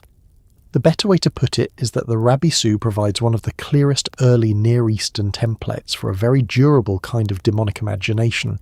The edge dweller, the croucher, the threshold afflictor, the hidden watcher whose danger lies in timing and placement. Later traditions may echo that template without preserving every original theological detail. That nuance matters especially when we step into folklore more broadly. Across the ancient and late antique Near East, people repeatedly imagined harmful beings that preferred night, doorways, house edges, childbirth rooms, sleeping spaces, or the path between outside and inside. We can see this clearly in the bowl material, where night monsters and varied demonic names appear in texts aimed at household defense. We can also see it in the continued anxiety over what enters with darkness, what follows a person home, and what must be trapped beneath the house, rather than merely argued with. The Rabisu is not the only being in that family, but it is one of the clearest early versions of it. There is an almost comforting honesty in that. Humans do not invent completely new fears every few centuries. They renovate old ones. One age gives the danger a cuneiform name and places it in Akkadian incantations. Another age inscribes spiraling Aramaic text inside a bowl and buries it under the floor. Another age translates the danger into moral language, saying it crouches at the door and desires mastery. Another age tells stories of night visitors, pressing spirits, or hostile house-edge presences in new religious vocabulary. The old fear keeps changing clothes, but it remains very difficult to evict from the building, and because it remains difficult to evict, it also remains useful to storytellers, priests, exorcists, and ordinary households. A crouching threat is vivid. It explains why one can feel endangered before anything visible happens. It explains why a place can feel wrong. It explains why the doorway is not just carpentry, but an active line between order and intrusion. It explains why unseen danger seems to possess patience. That is why the Rabisu's deepest echo may not be in any single surviving name, but in the continuing idea that evil is often closest when it appears to be doing almost nothing at all. It waits, and the waiting is itself the weapon. Even the duality of good Rabisu and evil Rabisu adds to the endurance of the type. Once the category becomes a presence at the edge, it can split in either direction. Some edge beings guard, some edge beings invade. Some traditions place protectors at doors precisely because they are answering the fear of what else might stand there. That is how a culture builds its own counter-image. If the threshold attracts crouching danger, then the threshold must also attract watchful guardians. The house edge becomes a contest zone. This same broad pattern appears again and again in later religions and folklore, where holy names, saints, angels, amulets, mesuso, bowls, inscriptions or guardian figures are placed at entries not because entries are neutral, but because they are not. The Rabisu survives partly by forcing cultures to imagine its opposite. Seen this way, echoes in other demons does not mean a parade of exact descendants all carrying the same genealogy. It means something more interesting. It means that the Rabisu gives us one of the clearest early models for a very persistent demonological grammar. The grammar says danger may crouch rather than charge, may wait rather than roar, may prefer the threshold to the throne room, may work through silence and proximity rather than spectacle, and may be fought best not in heroic open battle, but in the everyday maintenance of guarded boundaries. Once that grammar exists, later traditions can write many different demons with it. So when the Rabisu appears across traditions, it does not always appear wearing a tag that says, "Hello, I am still Rabisu." More often it appears as the old crouching logic in a new sentence. It appears in a biblical door image that may remember the Akkadian croucher.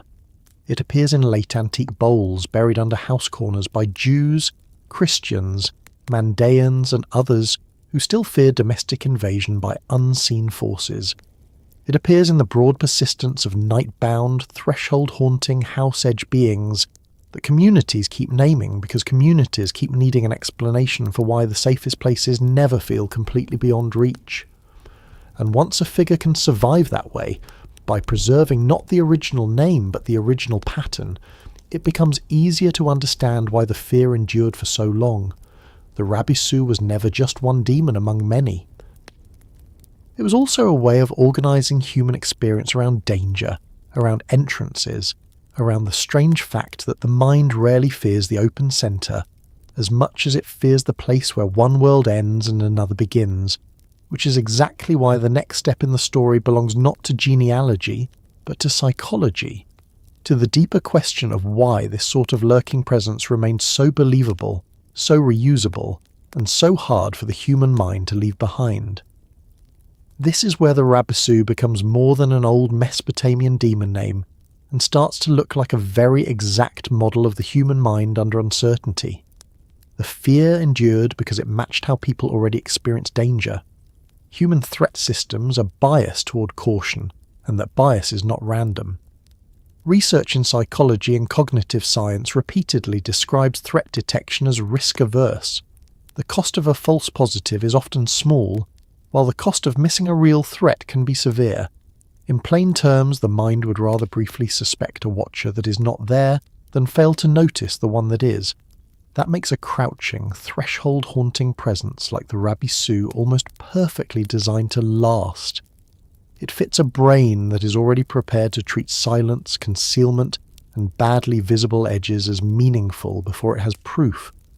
That is why the Rabisu does not need to be spectacular. Spectacle is memorable, but it is not how fear usually enters ordinary life. Most fear begins with half information, a sound with no clear source, a shape that seems wrong for 1 second, a familiar place that suddenly feels occupied, a doorway crossed too quickly, a corner that interrupts sight at exactly the wrong moment. The Rabisu endures because it belongs to those small openings in perception. It is not a demon of full knowledge. It is a demon of almost knowledge. That matters because human beings are often most unsettled not when they know danger is present, but when they suspect danger may already be present and cannot settle the question immediately. Threat-related attentional bias research makes this intuitive pattern clearer. The mind rapidly prioritizes possible threat cues, and even irrelevant danger signals can pull attention away from current goals.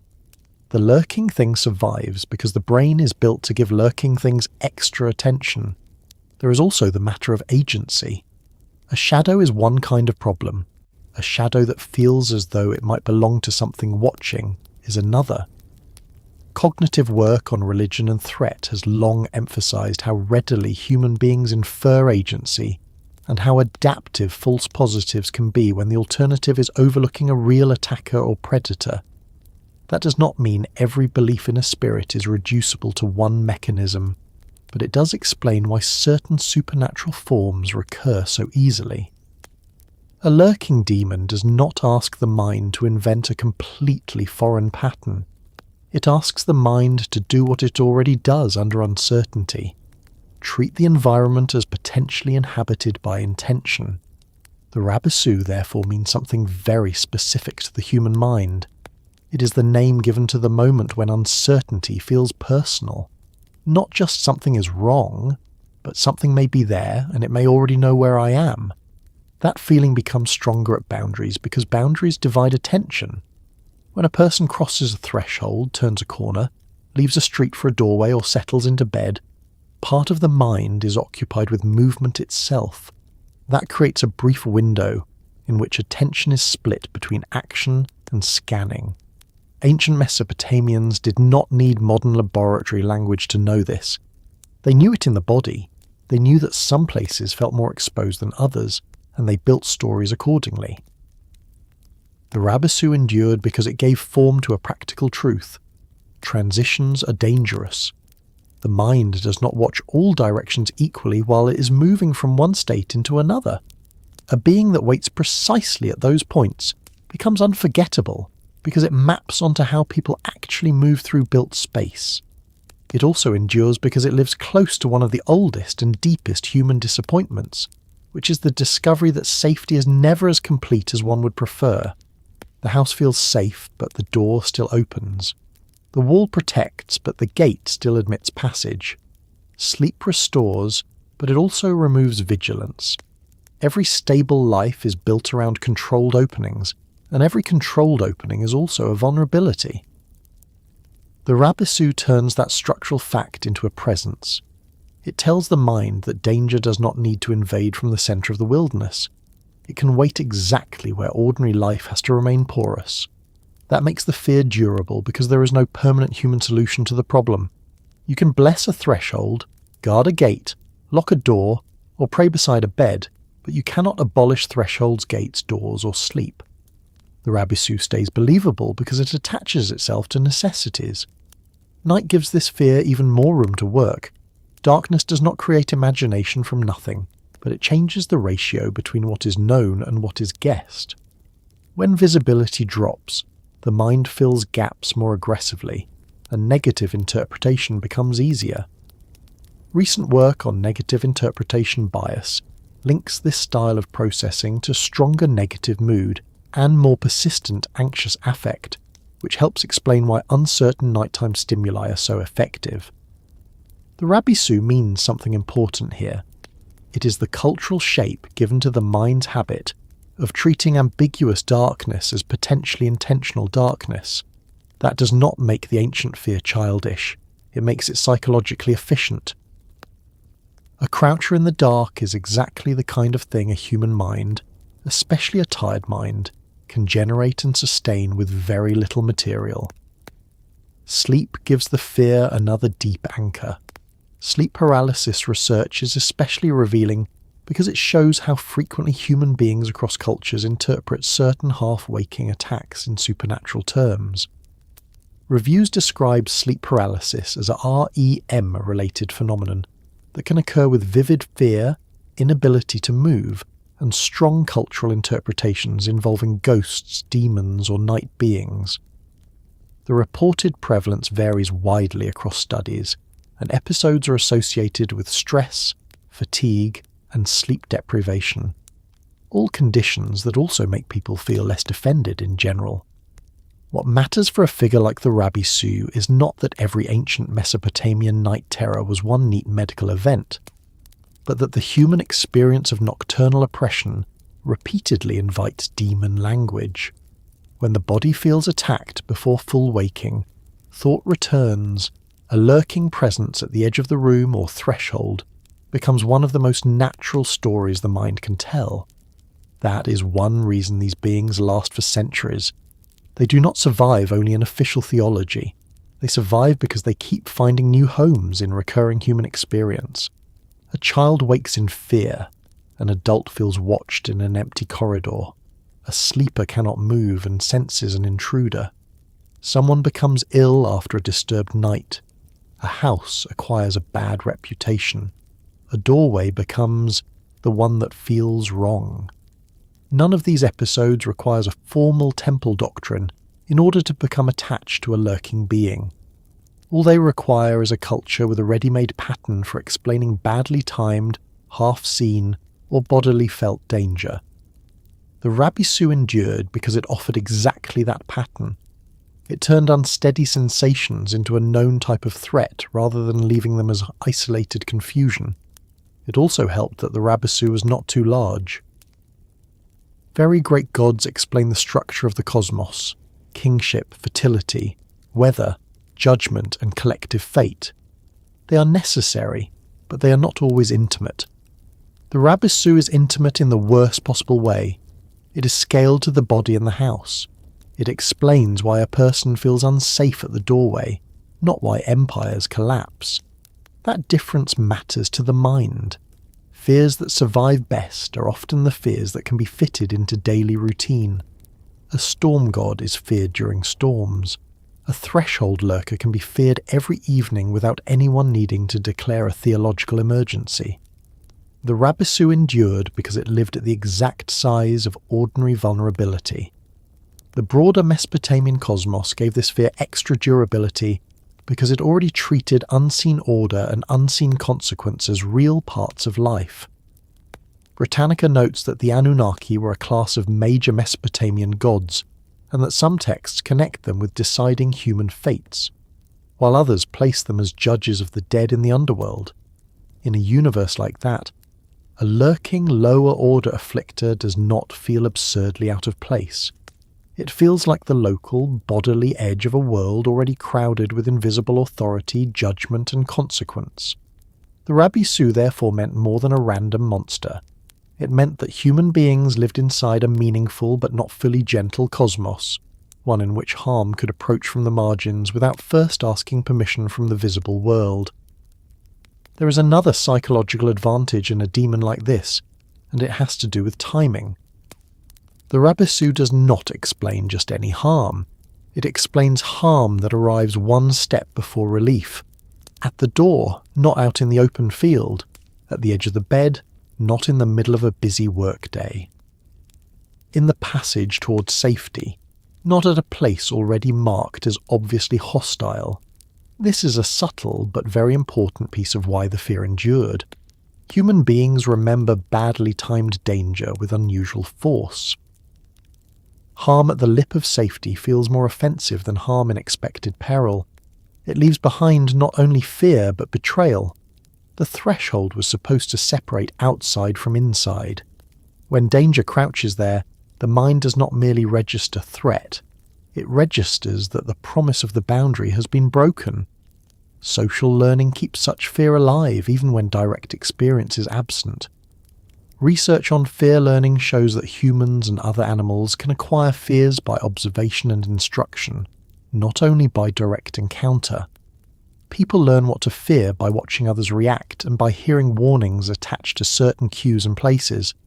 That means a demon like the Rabisu does not need to attack every person individually in order to survive as a cultural presence.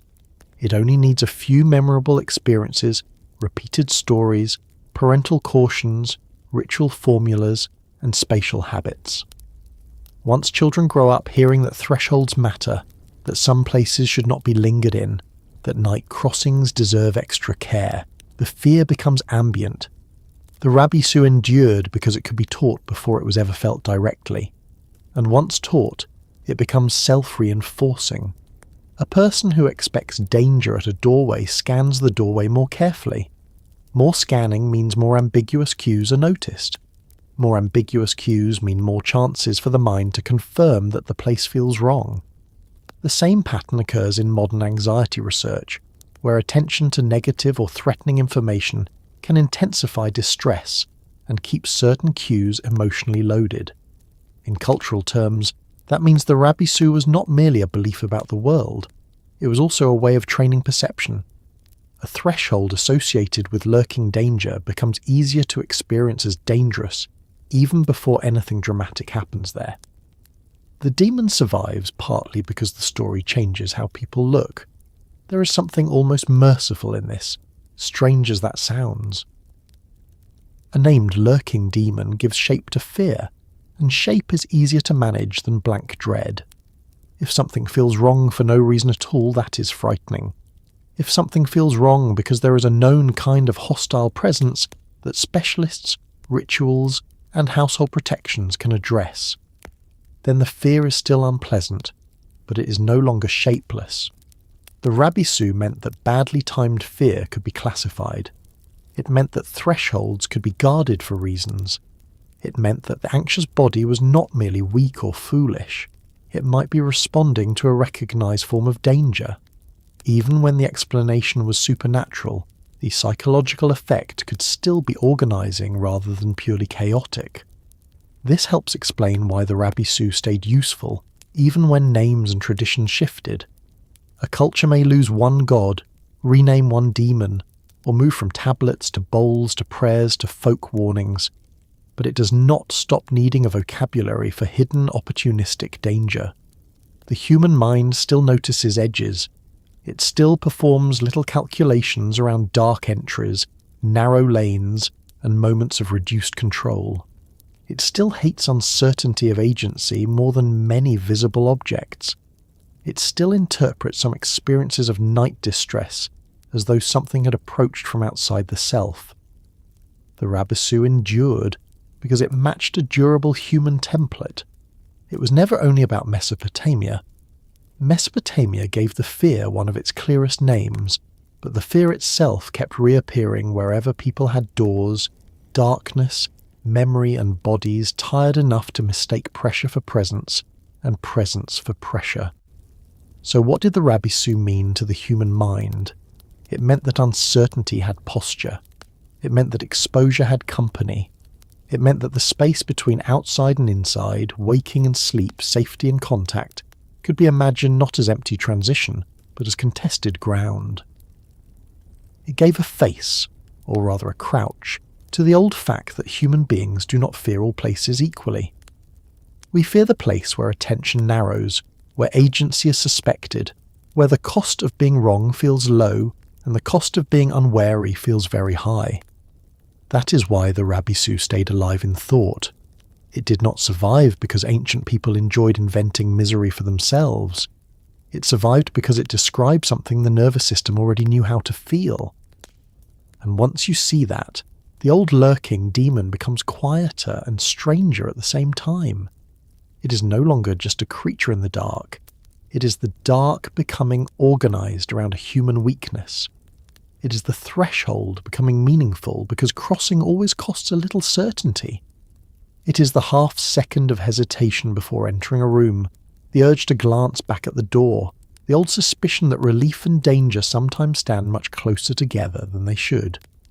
Which is perhaps the gentlest place to leave the thought for now, not with a slam of finality, but with that small pause before sleep deepens, when the house settles, the doorway disappears into shadow, and the mind begins wondering why it has always felt that certain edges of the world are not quite empty even when everything appears still. If something waits in the dark, the first answer is probably simpler than people like to admit. It lingers there because the dark is useful, not magical by itself, not dramatic, not automatically full of demons every time the lamp burns low, but useful. Darkness hides detail. It shortens confidence. It turns an ordinary doorway into a question. It makes a corner feel deeper than it is. It gives the mind room to work, and the mind, being the hard-working and occasionally overcommitted employee that it is, rarely leaves that room empty for long. That may be the quiet truth behind the Rabisu truth. Ancient Mesopotamians gave it a name, a place in ritual language, a role in fear, and a shape in behaviour. It lurked. It waited. It watched from thresholds, corners, gates, passages, and the uneasy points where one kind of space became another. But underneath the name was a very old human experience. There are places where people do not feel entirely safe, not because they know something is there, but because they cannot know quickly enough that nothing is there. That gap is where the lurking thing lives.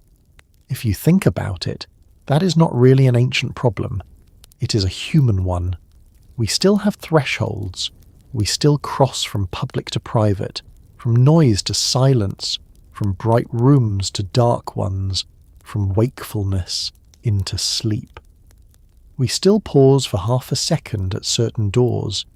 We still glance over a shoulder in a hallway that would have seemed perfectly harmless at noon. We still dislike staircases we cannot fully see, streets that narrow too quickly, and rooms that ask us to enter before they explain themselves. The furniture changes, the wiring improves, the basic reaction remains stubbornly old. The Rabisu lingered in the dark because darkness let it remain partly undefined. That may be more important than any single tablet description. A fully seen danger is often less frightening than a half-seen one. If you know exactly what stands before you, at least you have started the practical work of understanding it. You can measure it, name it, judge it, run from it, fight it, or decide that it's only a coat hanging over a chair and that your household has once again been defeated by laundry. But when the thing is not clearly visible, the mind stays active. It keeps asking. It keeps scanning. It keeps writing possible answers faster than the evidence can correct them. That is why lurking fears are so durable. They are built to survive incomplete information. A storm has to arrive. A thief has to act. A snake has to be somewhere specific. A lurking presence needs much less. It needs a setting where certainty is weak and attention is divided. Ancient Mesopotamians understood that with the language they had. They said there were beings that waited at thresholds. They spoke against them, guarded against them, buried protections near doors and corners, and folded them into a wider view of the world in which unseen agencies were real parts of daily life. Whether one reads that religiously, historically, psychologically, or some mixture of all three, the pattern still makes sense. Maybe that is the deeper answer. It lingers there because human life is built around openings that can never be closed completely. A house needs a door. A city needs a gate. A room needs an entrance. A person needs sleep. Every useful structure includes a point where safety depends on a controlled weakness. The doorway lets family in, but it also means something else might try to come through. The gate allows trade, but it also admits strangers and risk. Sleep restores the body, but it also lowers defense. The dark becomes the waiting place of fear because fear understands these openings very well. That gives the Rabisu a strange sort of realism. Not realism in the narrow sense of saying there truly is a crouching demon by every threshold. Ancient people believed many things about the unseen that modern people interpret in different ways. But realism in the sense that the Rabisu expresses a correct fact about how life works. Danger often does not appear in the centre of safe things. It gathers at the edge of them, not in the middle of the house, but at the door, not in the broad daylight of certainty, but where light weakens and interpretation begins. Not when a person is fully armed and alert, but when the person is carrying something, turning, entering, settling, breathing out, thinking the hard part is over. This may be why the old lurking demon feels more intimate than many greater figures in mythology. Grand gods are impressive, monsters of chaos are memorable, but a being at the doorway belongs to the body's own scale. It is close enough to matter every evening. It does not need an epic. It only needs a person coming home late, a room gone quiet, a wall that blocks the view a little too well, a familiar space that suddenly asks for caution. That is the size at which fear becomes habitual, not overwhelming, not constant, just ready.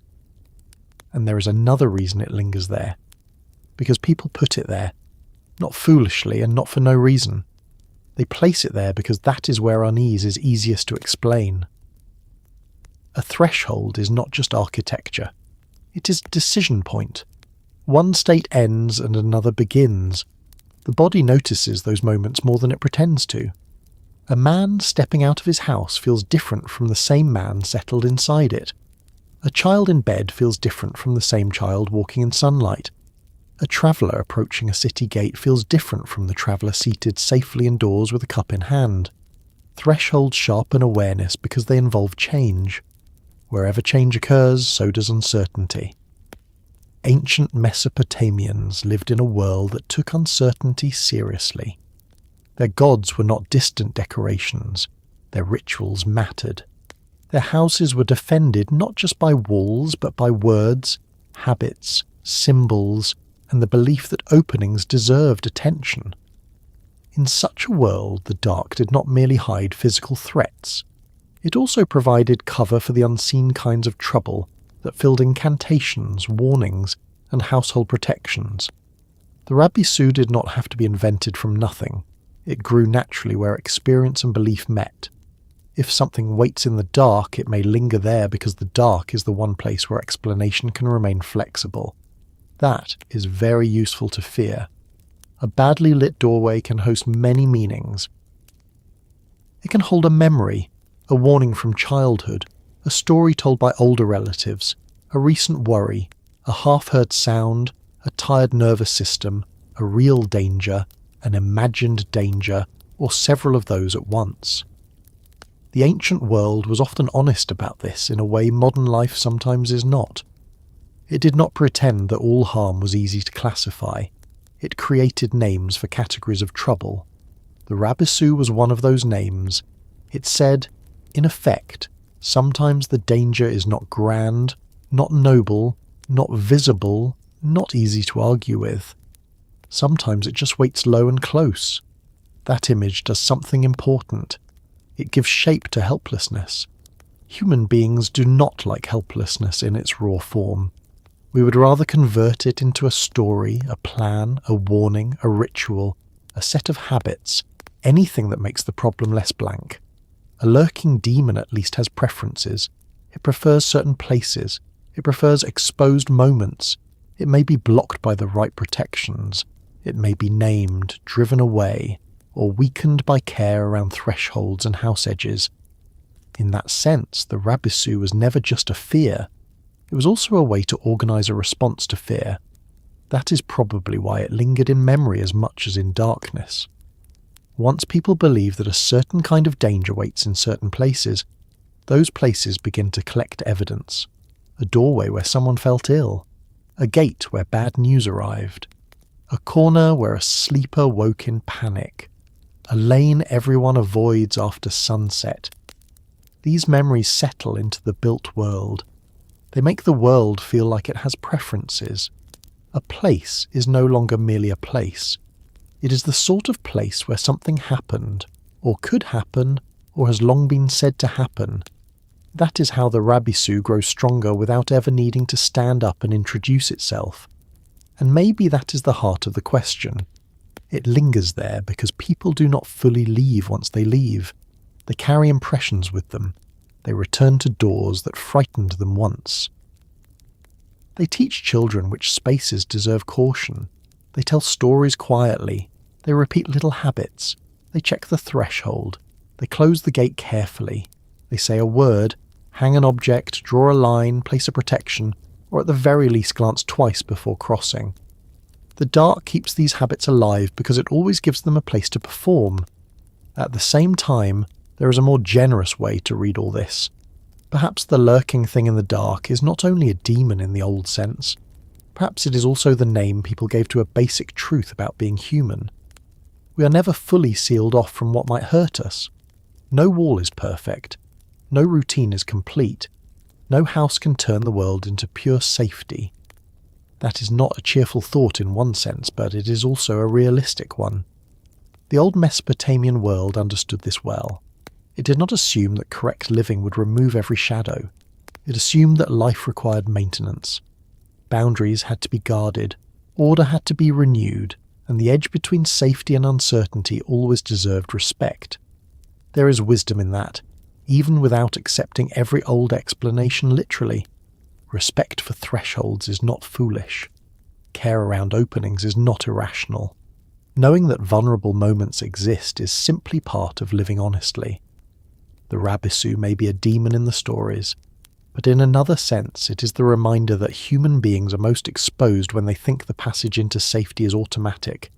It is the old warning against carelessness, against neglect, against assuming that familiar space cannot surprise you. And yet the dark does not belong only to fear. That may be worth remembering before sleep. The same darkness that hides detail also gives rest. The same doorway that worries the mind also leads home. The same silence that makes a person listen harder also allows a household to settle. Ancient people knew this too. They did not stop living because unseen things might exist. They lit lamps, spoke words, laid down, woke again, opened the house in the morning, and carried on. That may be the most comforting part of all. The presence of fear did not prevent life. It simply taught people how to arrange life more carefully. So if something waits in the dark, perhaps it lingers there because darkness is where human beings naturally store unfinished concern. The dark is where the mind puts whatever it has not fully solved. The uncertain sound, the unresolved grief, the bad memory attached to one part of the house, the body's old alarm around corners and entries, the thought that some harm arrives just before relief. The Rabisu gave those things a posture. It crouched for them. It waited for them. It turned them into a single figure that could be named and resisted instead of left, to wander shapelessly through the night. That may also explain why such beings never quite disappear. A culture can change religion, language, politics, architecture, and technology, and still keep creating new versions of the same watcher. It will place the watcher in the hallway, the stairwell, the nursery, the edge of the bed, the hospital corridor, the back gate, the service entrance, the alley, the basement stairs, the apartment landing, the empty station platform. Different century, same basic arrangement. Wherever there is a crossing point and the possibility of being caught at it, the old crouching idea returns, which means the Rabisu is not really gone, even when the word is forgotten. The exact name may sleep quietly in scholarly books, museum notes, and old transliterations, but the thing it described remains very awake in human behaviour. It survives in the instinct to turn on the light before entering a room. It survives in the urge to close the bedroom door before sleeping.